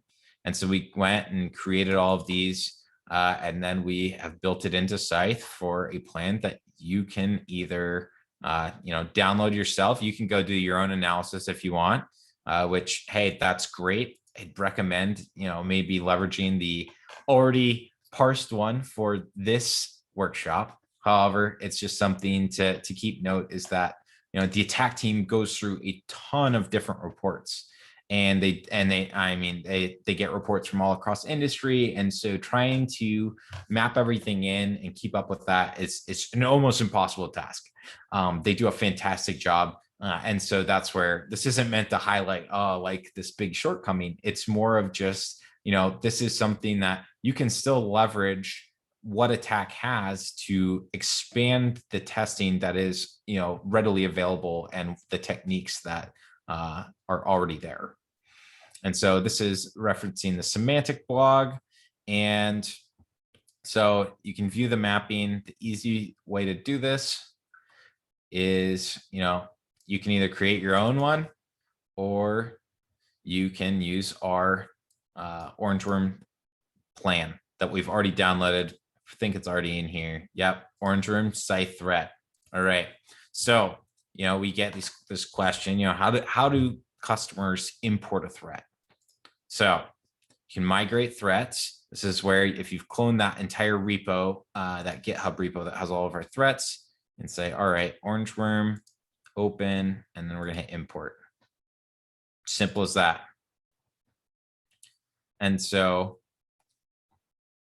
in order to leverage our newly imported one, so if you want to see what it's done, first you can go to the threat catalog, and this has a list of all of those different ones. And so just to show you how many new techniques this leverages, or how many techniques, we have all these different commands, and yeah, it keeps rolling. I think we've got there we go, 31. So we're going to create a new campaign. Scroll all the way up. We're going to call this Orange Worm. And then scroll to the bottom. We're going to leave everything else as is. Hit next. And then this is where, so we're on our page here where we can do the campaign automation. I do want to mention for, red teamers out there and people that have also used some of the other command and control frameworks. If you just go and click next from here, you'll get a shell and you can do everything that you can do in this action tab. You can do manually if you want. But obviously, like, the reason to use a tool like Scythe would be to take advantage of some of the automation when you can. So oftentimes what I'll do is I'll have like 2 Scythe tabs side by side. And if I'm doing something manually just to confirm that it does what I think it's going to do, then I will then jump over to the other tab and just copy paste that into a custom action down here just to continue to build things out. But what I really want to show here is how we bring in existing threats. And so compound action, existing threats, look at that orange worm, add steps. We went from 0 and 1 to importing every single one of those. And so again, once we've imported this, it doesn't mean that we have to be done. So this is gonna, say we'll go next, but I do want to show that you can go and add any of these other capabilities, these other modules, and this is how you can customize these different threats. And so another instance, run who am I, run CMD. So this is a lot of command line. If you are as an organization or as a defensive team already have a lot of really good detections for this, this is where you can change these. You could cross it out. You could change this to running PowerShell. Like the run command can run PowerShell.exe. And then from there, you can move up to running unmanaged PowerShell. And you can sort of escalate the exact same threat from there. And you can swap out a single command. You don't have to swap out the entirety of it. And so that's sort of the power of using Scythe, is that you can customize and build your own campaigns here. So we'll click next, start campaign. And I believe this time we are going to use DLL. All right, so we're going to download a 32-bit DLL. Another way that so I highly recommend copying this because you're going to need it later. And then we're going to download this DLL. And Windows knows that downloading DLLs is probably not a great thing for most users. So it's going to give us a warning, well, Chrome in this case. So we're going to download it anyway. And then we're going to open a command prompt. It's downloads. And then this is a technique that a lot of malware likes to use. And we're going to use run DLL32. It's called orange worm scythe client.dll. And this is where that copy paste comes in because, and let me be clear here, no space between after the comma and platform client name. And so we're going to execute that. We get a nice little spinny loading, which tells us something's happening. And then look at that, active, boom. So we've now done 2 different ways of executing, not just an executable, but we also have run through a DLL. And so again, you'll see things are loading here. Things are running in the background. It's going to take a little while. This is updating in real time. So this is where, again, now we've done the red team side of things. So what do you do? Are we just hopeless against, Scythe's awesome tool? And, the answer is no. This is where we're going to start working on sysmon and logging detections and visibility. And so we have already downloaded and extracted sysmon. We have Olaf's fantastic sysmon 64 configuration. We have other links for these that you can see, so you can copy these out and look at them later if you want. Really great open source project. Olaf has done a ton of stuff. Big fan of him. And so, I'm failing to. So now we need to open up a second command prompt. So go to command prompt, right click, and then run as administrator. And this is going to give us a little prompt. And you'll notice which is the correct one here because it'll have administrator up in the top left. And so we need to change to the sysmon directory. And now we can literally just run this command, sysmon 64. And you can tab complete. Sometimes it works well. Other times you've got to tab a couple of times.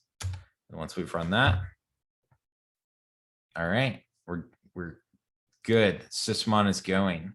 And so now we can use the event viewer and we can go and see what our logging is doing, because we still have the orange worm is running in the background. So this is automated, but remember, we have a couple of seconds delay. So all of this is populating in the background. It takes, especially for some of the more sophisticated threats, if we run a ransomware emulation in like 15 minutes, that's pretty fast. Like a lot of ransomware still takes a few hours to do. It's not either fully automated or things like that. So that's just, just because something is automated doesn't mean you have to run everything instantly, because that's not always how it's done in the real world. All right, so we're going to go to applications and services, Microsoft, Windows, scroll way down to sysmon.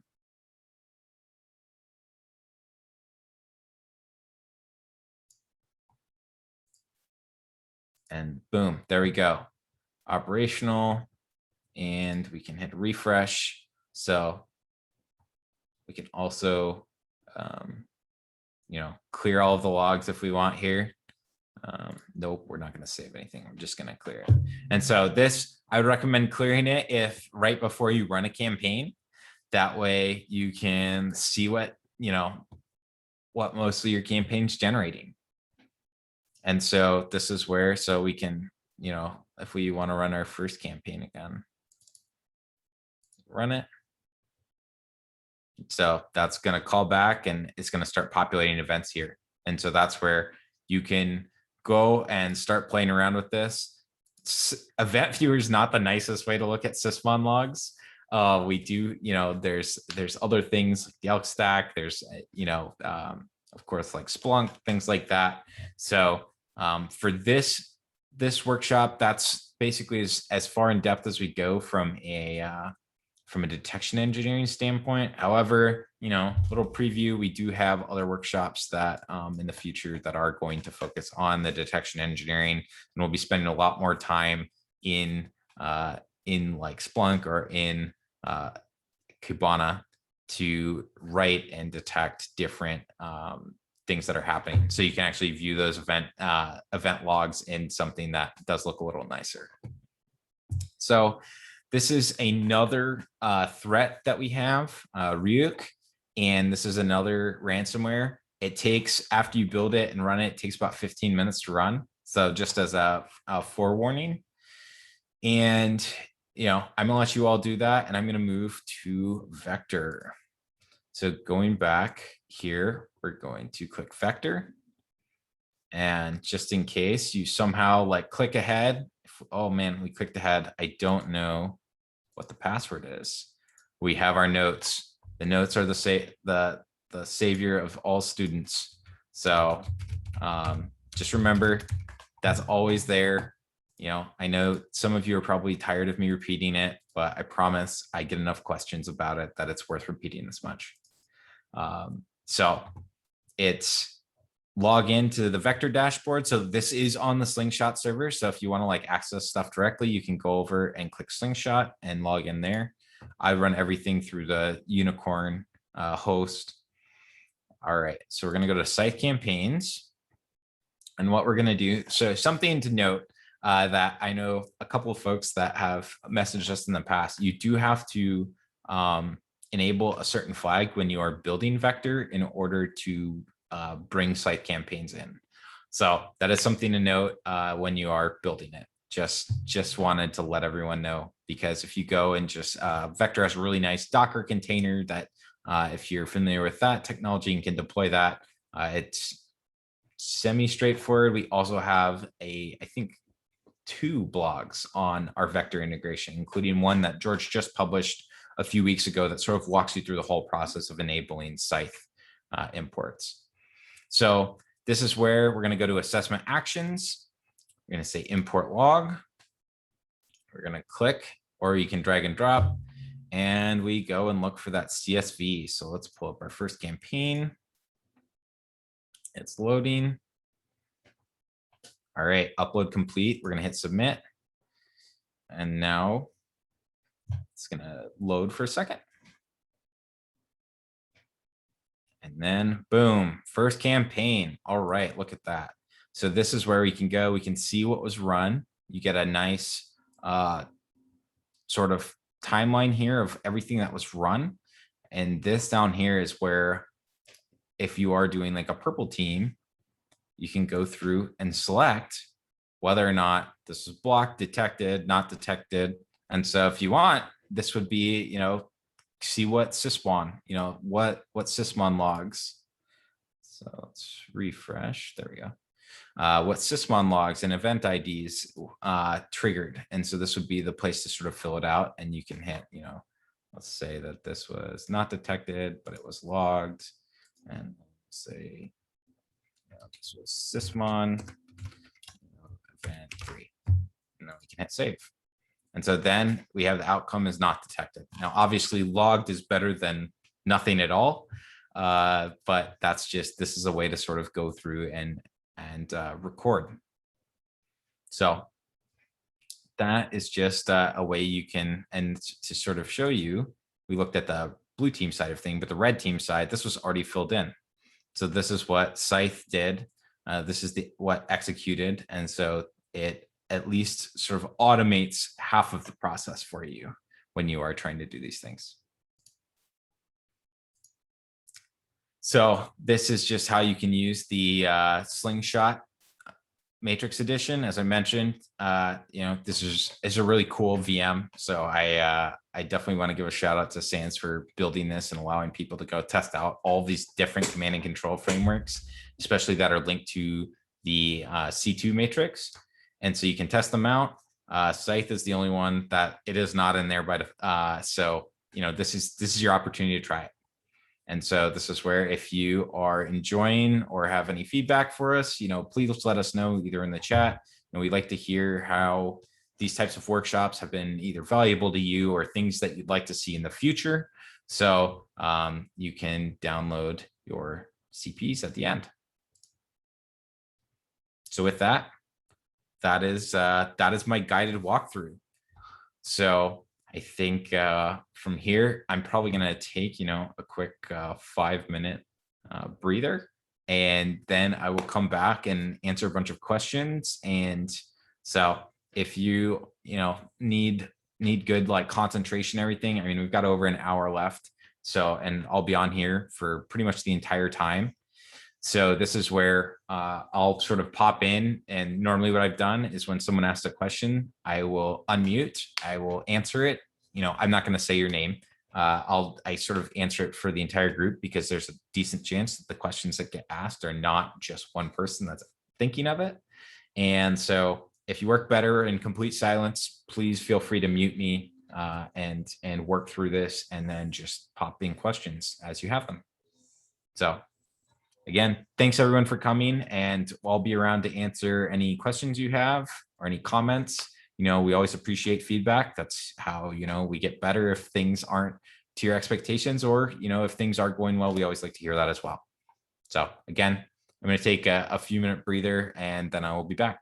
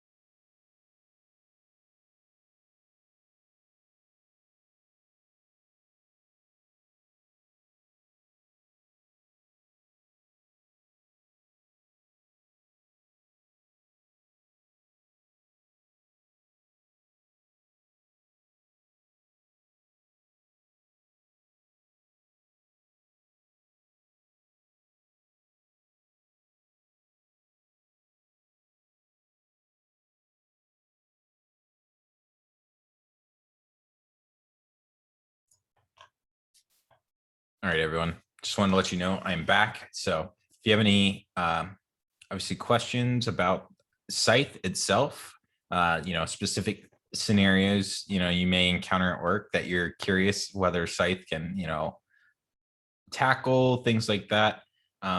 Happy to answer any of those questions as well as things related to the lab. So looks like George and Elaine have been doing a pretty good job of tackling, all the questions and comments people have been having as they've come in. So, give them a shout out. But anything else, let me know.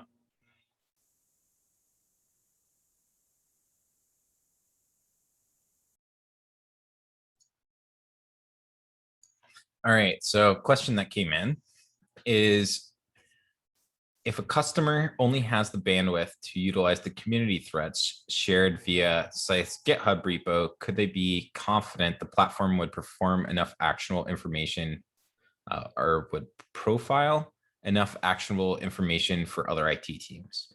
So the answer that question is we like to think yes. Obviously, everyone's a little bit different, but a lot of our community threats have multiple execution methods leveraged. We try and tie the community threats directly to what our customers are worried about. So it's not George and I picking random threats and like, oh, this seems neat.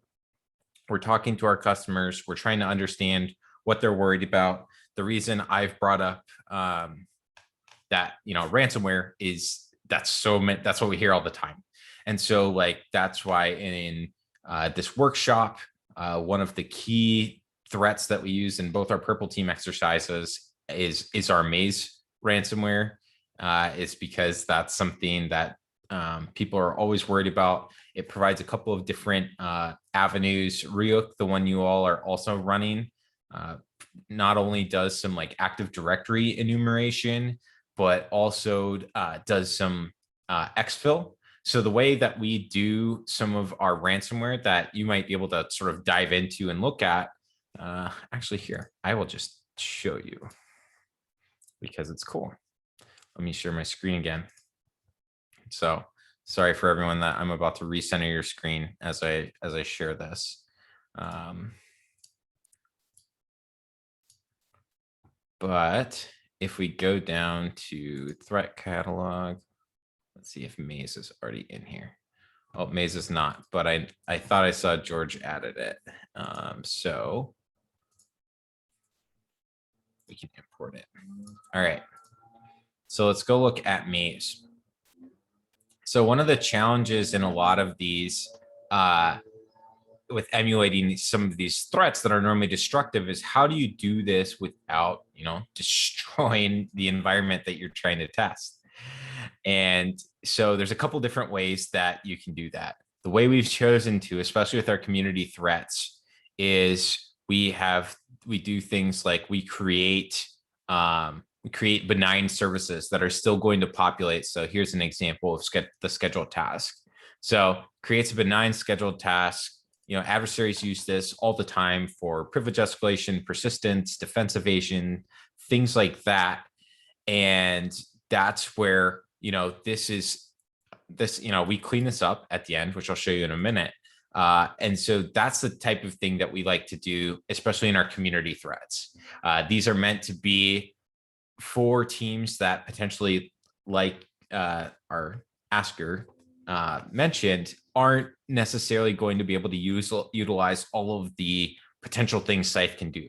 And so that's why we try and make these as useful as possible with being non-destructive. And so again, we're running this otherwise really benign service that doesn't even exist. It's of course going to fail, but that creation of the scheduled task, that's going to populate. All of these downloads that you're seeing here, these are going to sort of populate all of these Windows events that you would hopefully be trying to log and understand and maybe write alerts on, so that when you are the target of a ransomware attack, that you could do that and detect it, or at least try and contain it. So this is our actual ransomware, this is our encrypting line here. It's our crypt module. But what you'll notice is what we're encrypting is a folder called maze, which we create further up, and it's target files, which if we scroll up a little bit, we can see Scythe also has the ability, you can create a random file. So this is where we're able to literally create a random garbage file that we then encrypt so that we are not actually impacting the system, but we are generating all those behaviors. We're hopefully populating those event logs that, depending on what you are logging and the telemetry that you've got enabled, you should be able to write detections. You should be able to write and tune alerting based on the threats that we do release with Threat Thursdays. So it's a long answer to questions, and I try and give as complete an answer as possible. So if my answer isn't satisfactory, please ask again, and I'll take another crack at it. So I think this answered both questions. Is that another one was about basically ransomware, running ransomware and not encrypting your system. That's exactly one of the challenges, and this is how we've chosen to sort of do it in our community threads. Obviously, if you are an organization that wants to do something that will encrypt, specific files, you can do the password and all of that, so you can go and decrypt it later. But that's something that you are going to have to choose to do and edit yourself instead of us providing an adversary that's going to do that out of the box for you. So we do clean up everything here at the end. You'll see we're deleting registry key that we added here, the scheduled task, the specific folder that we encrypted, and then this controller shutdown is how we do sort of a clean test. So something that for some of the adversaries that don't have this at the end, and so for you people that want to sort of get your hands dirty, so you'll see we've run a couple of things, and these are still listed as active, where a couple are listed as inactive. Inactive campaigns, you can go and, so Wasted Locker, we can go and download and run this again if we want, and it'll run. Now, if it's active, it means we still can interact. So if we go to first campaign, so I've run this 3 times now. You notice at the top here, we have shell. So you can use Scythe to automate some actions. And then if you, for instance, you want to run the same type of discovery every time, and then you can pop into a shell and you can do any of those things. You can run Mimikatz, you can load different options. This is where it's up to you and your creativity. You can run specific scripts from here. The other day I was showing someone how to do integrate an AMSI bypass into their testing, and so test it in the shell first, make sure it works, and then go and put it in your automated campaign. If so, that's something that you can do every time. And so that's the kind of thing that we've sort of already we tackle on a regular basis with several of our customers, is like how to leverage both the automation and the manual to generate better tests.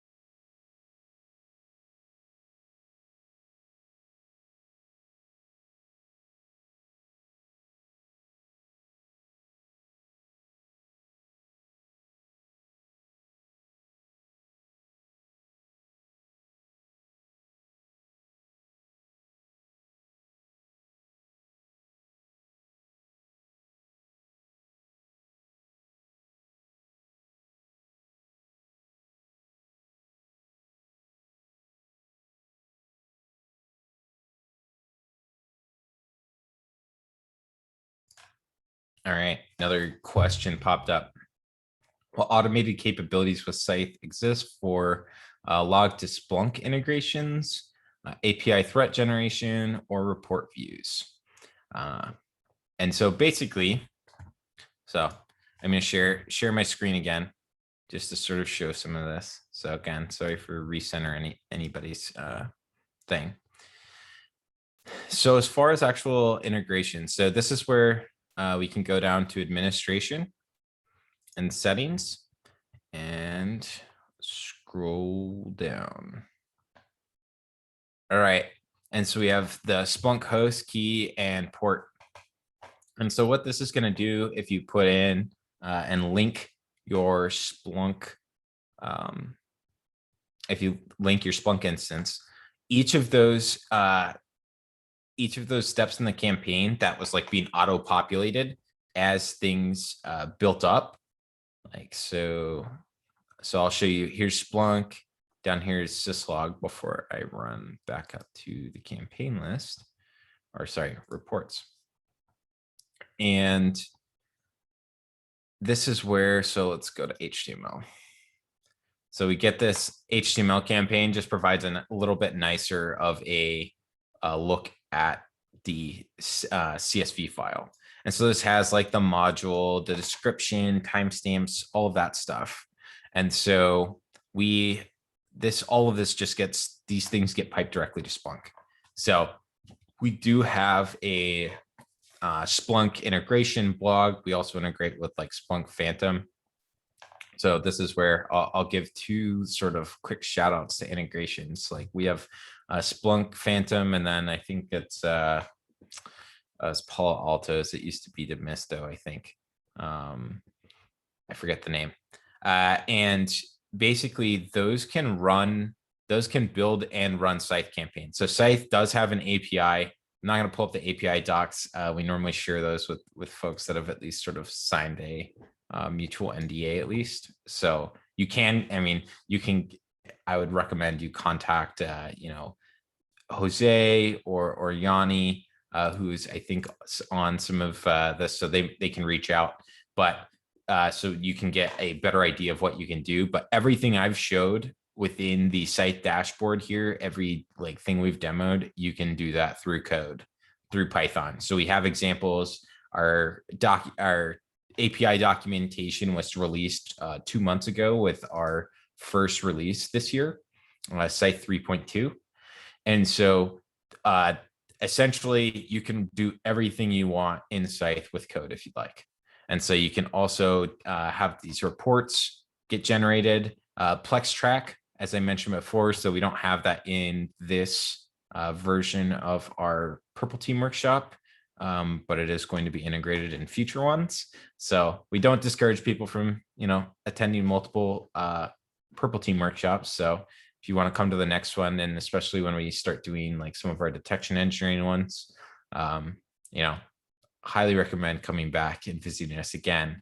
But that's where I'll mention PlexTrack has, we're working with them so that they can leverage Scythe's API to run the tests from within PlexTrack, and then it will also auto populate that reporting mechanism that I showed a screenshot of.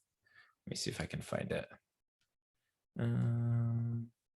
here, where it has each line by line. You will be able to have all of that just all within the PlexTrack interface. So we are working closely with the vendors that are popular with our customers as well, because that's something that we obviously want to make it as easy as possible for them to leverage Scythe with their current and existing technology stack.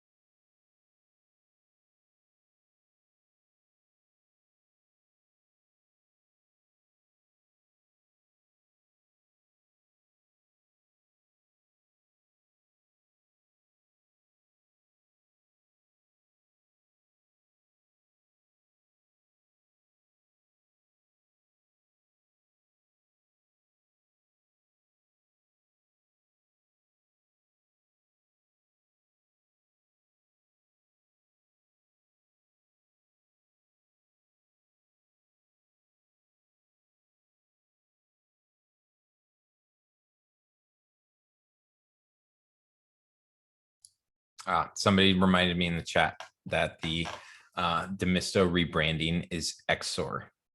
So we integrate with that. Thank you.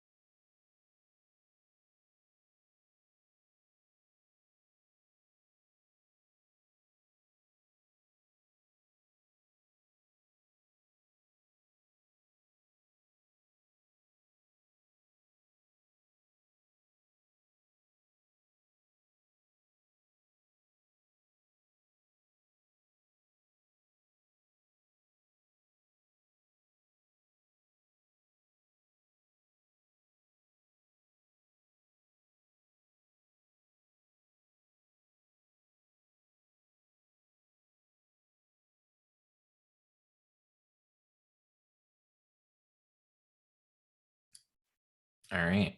Another question. Any type of rate limiting to the app when using the API? Not that I'm aware of. So that's something, you know, I normally get the question, so maybe I'll head it off on, you know, people ask about Scythe, you know, how much does it cost, licensing, that kind of thing. That's what we do have. Some of our main enterprise account reps, our sales reps here, and they help with all of that. So basically, Scythe is done by named user, and what that means is that there's no limit to the amount of campaigns you can run. There's no limit to the amount of server deployments that you can do. You know, I like to give the example of when talking to a couple of our customers, they will deploy one Scythe instance. We are an on-prem solution. So we essentially, if you buy Scythe, we give you the installer. You can put it behind, you know, you can put it in an air gap network. You can put it behind your DMZ. And so what oftentimes people will do, will put one installation of the Scythe server behind their DMZ. They'll put one in their cloud environment if they're utilizing a specific provider. And then that sort of allows people to emulate the attacker coming from an external, potentially with like a 0-day or something like that, versus someone that is like an insider threat, and how, you know, they might be operating without going through like a border firewall. So just a couple of different options. That wasn't an answer to a specific question, but that's sort of also, you know, that's sort of same, that's the same way the API works, to my understanding. So I don't think there's any limit, at least that I'm aware of, besides maybe however many requests the server can handle. Someone's asking about the types of attacks that can be done. So to sort of give you an overview of why, how we've chosen the different modules. So I'll resume my screen sharing and go into like a new campaign. Modules. So basically what we've done is we've tried to focus on, you know, purple teaming is that combination of cyber threat intelligence, red teaming, blue teaming. But when you're creating a campaign, and the blue teaming sort of comes after that decision has been made about what's going to be tested. And at least from the, you know, blue team should be involved in as much as possible, especially if they have specific things that they want tested. But we have tended to default to ensuring that we can emulate what malware is doing and what you would need to do in threat emulations. The reason I've sort of highlighted, for instance, the difference between the run and PowerShell, because it is like unmanaged PowerShell, versus running, you can run PowerShell.exe. Those execution methods are a lot of times going to differentiate how detections are done. And so again, with the way we deploy with the executable versus the DLL, we have no installer. Like there's no Scythe client that's an installer. The campaigns are being run off of these executables and endpoints. And so that's where that correlation of events between here are the behaviors coming, it's sort of introduced as part of a new piece of software coming into this environment, and we're not quite sure how to determine the intent of it. That's sort of part of the detection engineering process. And that's how we've geared everything. And so this is, again, another little bit longer answer, but to try and provide some context around what we've done is we've tried to build out essentially something that can emulate all the malware that you hear about on, the news or in hopefully, not too much in your own organization of what's happened, but overall, that is how we have geared this, is so that it can be done. You can see what new malware techniques are coming out, and then you can replicate those, and you can save those as a threat, and you can redo it again and again to tune your detections. Because this is, that whole process of purple teaming is exactly why tools like Scythe exists. It's because it is important to do that. And so to provide a couple other options that aren't necessarily in the workbook that I'll showcase is, so you can make decisions here. And so for instance, one of the most common ones, so I don't have much done here, but if we, for instance, want to run Mimikatz, so I'll go and I'll do a custom one just so you can see how that works too. So Mimikatz, this is how you create a custom action. You choose which module you want to leverage. And then under here, it gives, for Mimikatz, it provides a bunch of different examples. So we're going to go and we're going to try and dump log on passwords. So this is really common. And actually, we have to put arguments. So if you're curious about what the syntax is, it's oftentimes right up here. You can do --arglist, and then I'm just going to paste. So now we've got Mimikatz, we've got credential dumping going on. Well, the challenge here is like, this isn't like, if I don't right click and run this as administrator, then it's not going to work.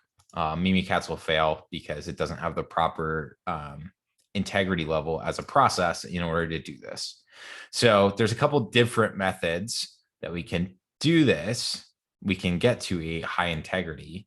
And so we can decide if, actually what we'll do is we'll create one more to check the integrity level. So we'll do a custom action where this is where we're actually going to do the controller.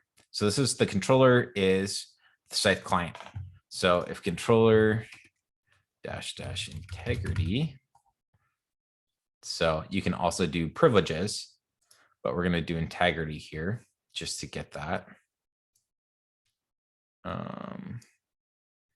And then, so if our controller integrity is going to be, so just thinking through our if statement here, if it's not high, then it needs to run elevate. So let's throw in elevate. And so we'll go down here, custom action, elevate. All right, we're just going to do a prompt. So this is purple team land where we're doing things with full, we're going to assume, we have everyone is all friends.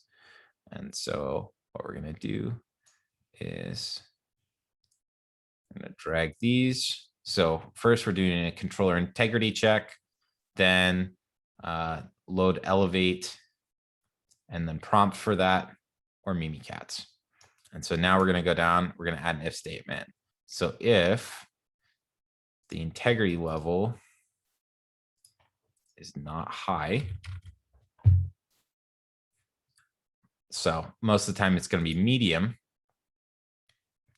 So then we can go to, oh, well, actually, let's just do, if it is high, then we can jump straight to loading Mimikatz. And so now you can see if step 3 is high, then we're going to skip over our elevation because we don't need it. And then now we can load and run Mimikatz, no problem. But if it isn't high, we are going to go ahead and elevate our process that we're in so that it is going to be able to run Mimikatz successfully. And so this is just, and so then we can go and again, start a campaign from here. But that's some of the ways that you can customize Scythe. We also have, so I'll show you. Let's see, Scythe. Hey, look at that. If we go here, you can also see, let's see a couple different things. We have our software development kit, and we have something called Module Buster. And so this is a long page. You can see the scroll bar shrinking over here. This is how you can extend Scythe with code. You can write your own modules. And so if we go back to another campaign, modules 2, just again, sort of show the differences. You can essentially write your own modules. You can enable them here in the modules frame. I'm not going to click on it. I'll click on it in a minute so that you can have your own modules here that do whatever you want, right?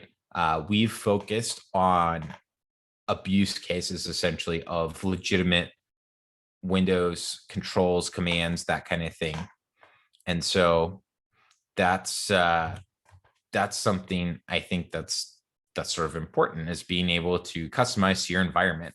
And so if you have a team that can do this development, you can go and build your own techniques and things like that into a module if you want to expand it beyond just custom actions and threats.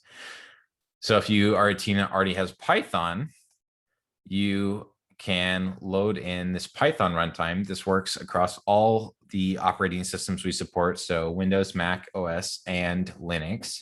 And this will load the Python runtime into memory. So you can run any Python script you already have. Just needs to be after the load step. And you can run it on the system, no problem.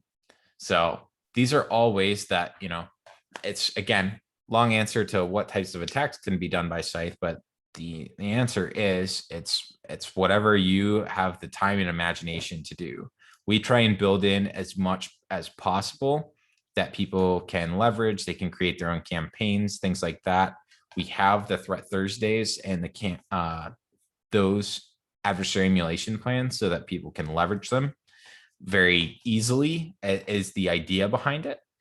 And that way, but we also provide the avenues to expand upon this as much as possible. Because if you have a very active red team that's developing their own capabilities, this is where that knowledge transition comes in. If you have a new red teamer coming on board, how much easier would it be to give them a couple of Scythe campaigns, a couple of Scythe modules that your team has written to say, hey, this is our internal capability. Go read these, study these, run these in an environment. We'll give you access to our Scythe server and you can try things out. Then, hey, you need to go and set up this specific thing. I mean, that's the challenge, depending on the tool stack you're using as an offensive team. And so we try and provide as much plugins, as many modular design as possible so that people can build their own adventures here. So really long answer. Hopefully that at least, again, dives into the why behind what the platform is.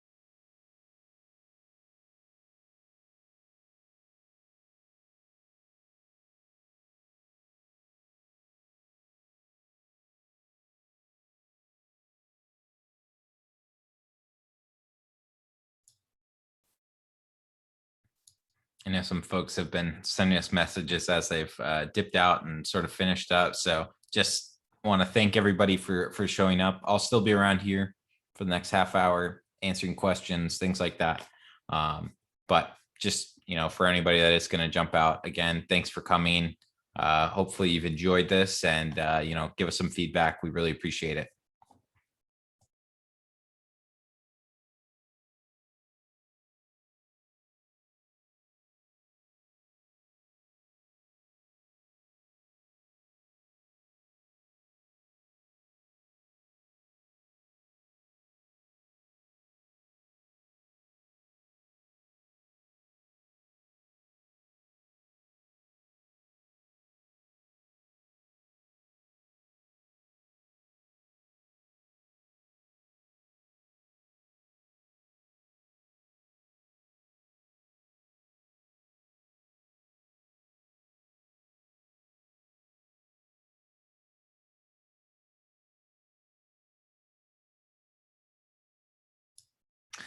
So questions, is the recording and slides available now, or will they be posted at a later date? So we do have the 2 or 3 previous Purple Team workshops that I've run are already on the YouTube. And I think the slides, this version of the slides will be available after we're done with the workshop today. It may be a few day lag just between getting the actual recording down and into on YouTube. So, but there are previous ones that are already up if for some reason you need something sooner. And I think the slides, we normally share them out on Twitter, things like that. So yes, they will be available. I don't have a timeline for you specifically, but I would look out for them for the next few days. We're normally pretty quick.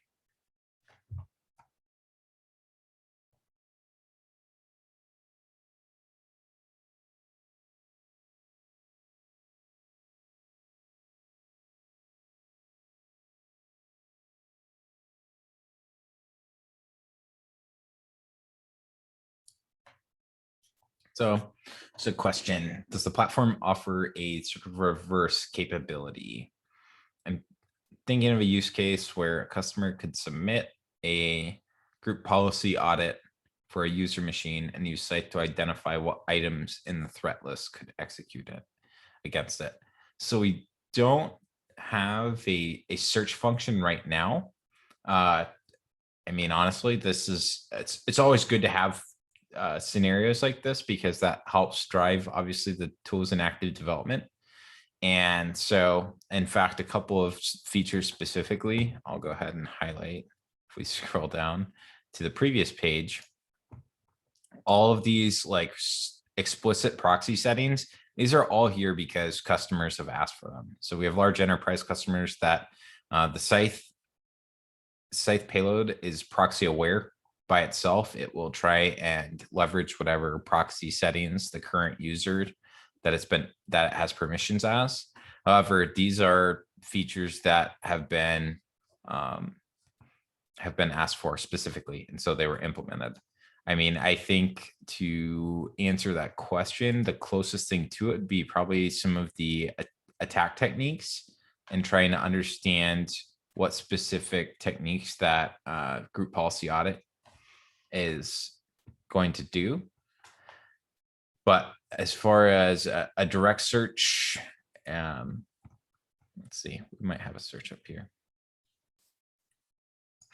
I don't know if there's I mean, you could search for, all right, like account manipulation, or if there's a specific one. That's probably going to be what we've got so far. So hopefully that answers your question.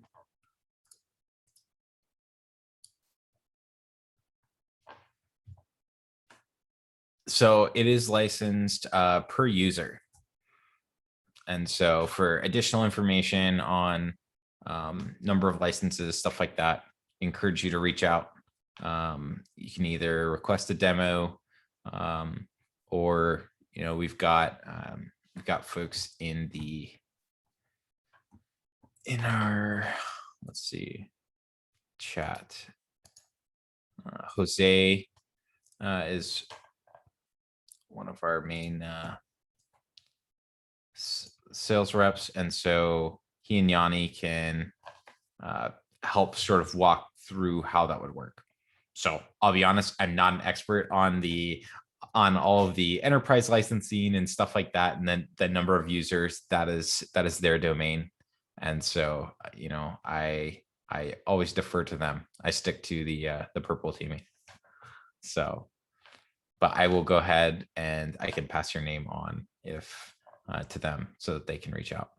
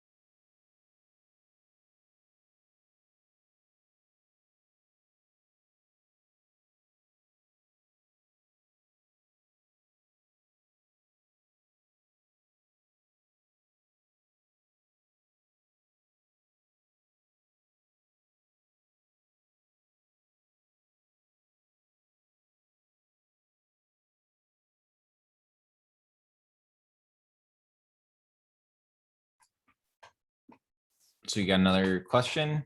Is it possible to integrate this application with something like Security Onion? So the answer is yes. And just to show you real quick, that's going to be under our settings. And we found that, the Splunk integration is nice. We also had one of our other partners, Gravwell, just posted a blog on how they were able to integrate directly with us using the Splunk integration. However, we also provide syslog, is sort of a standard that a lot of I guess other tools use. And so this would be the option for Security Onion. I haven't directly integrated it with Security Onion myself, not yet, but it's a good question. And yes, that should work through syslog.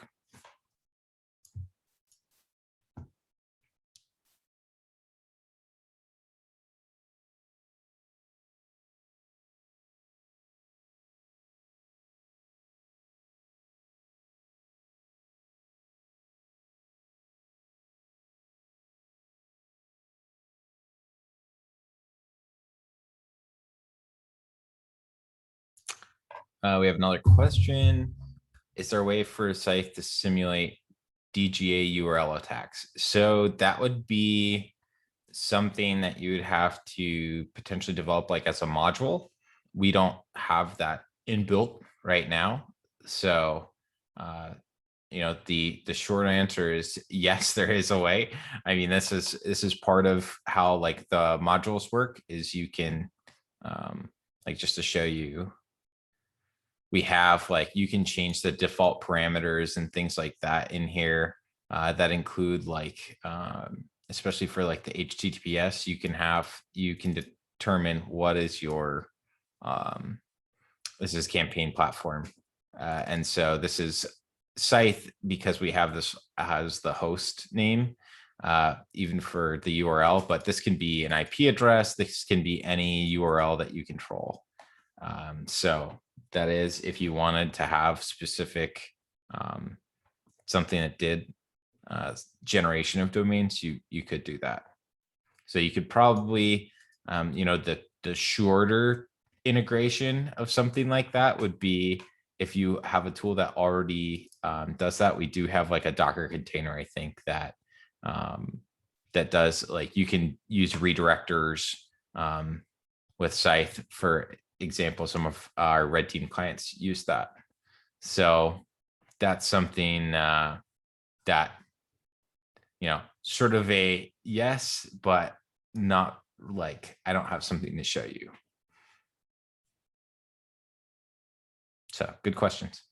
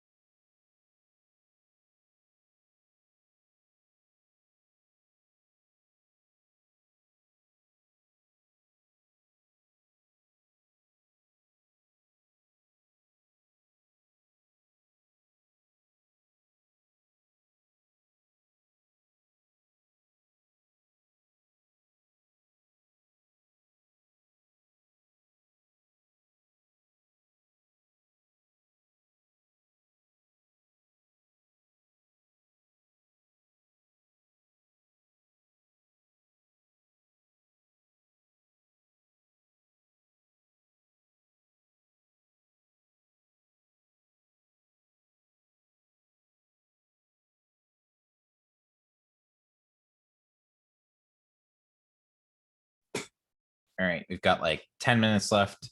So again, I'll probably be here another 5-ish minutes or so for any questions. I think most of people's labs have about 9 minutes left, including mine.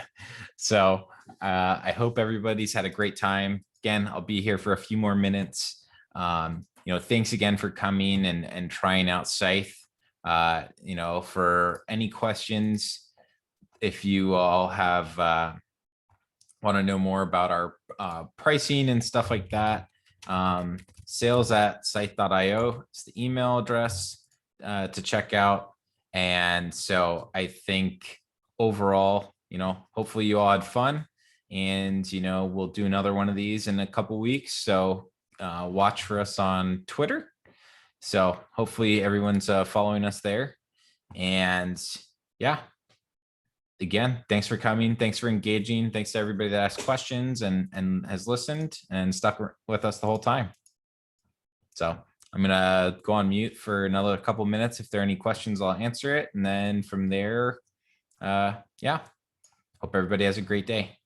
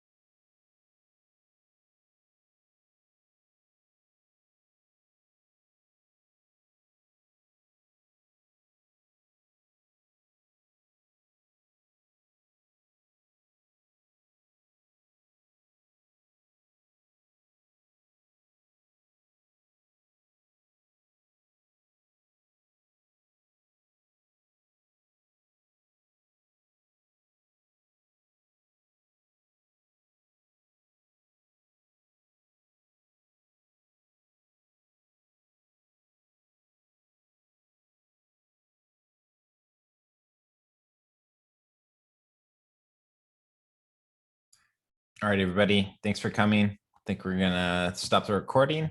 You got a couple minutes left. So again, thanks for coming. Thanks for engaging, and, send us a message on Twitter, or if you enjoyed this. We always like hearing feedback. And then if you're interested in learning more about bringing Scythe into your organization, check us out at sales@scythe.io, or you can request a demo through our webpage. So thanks, everybody.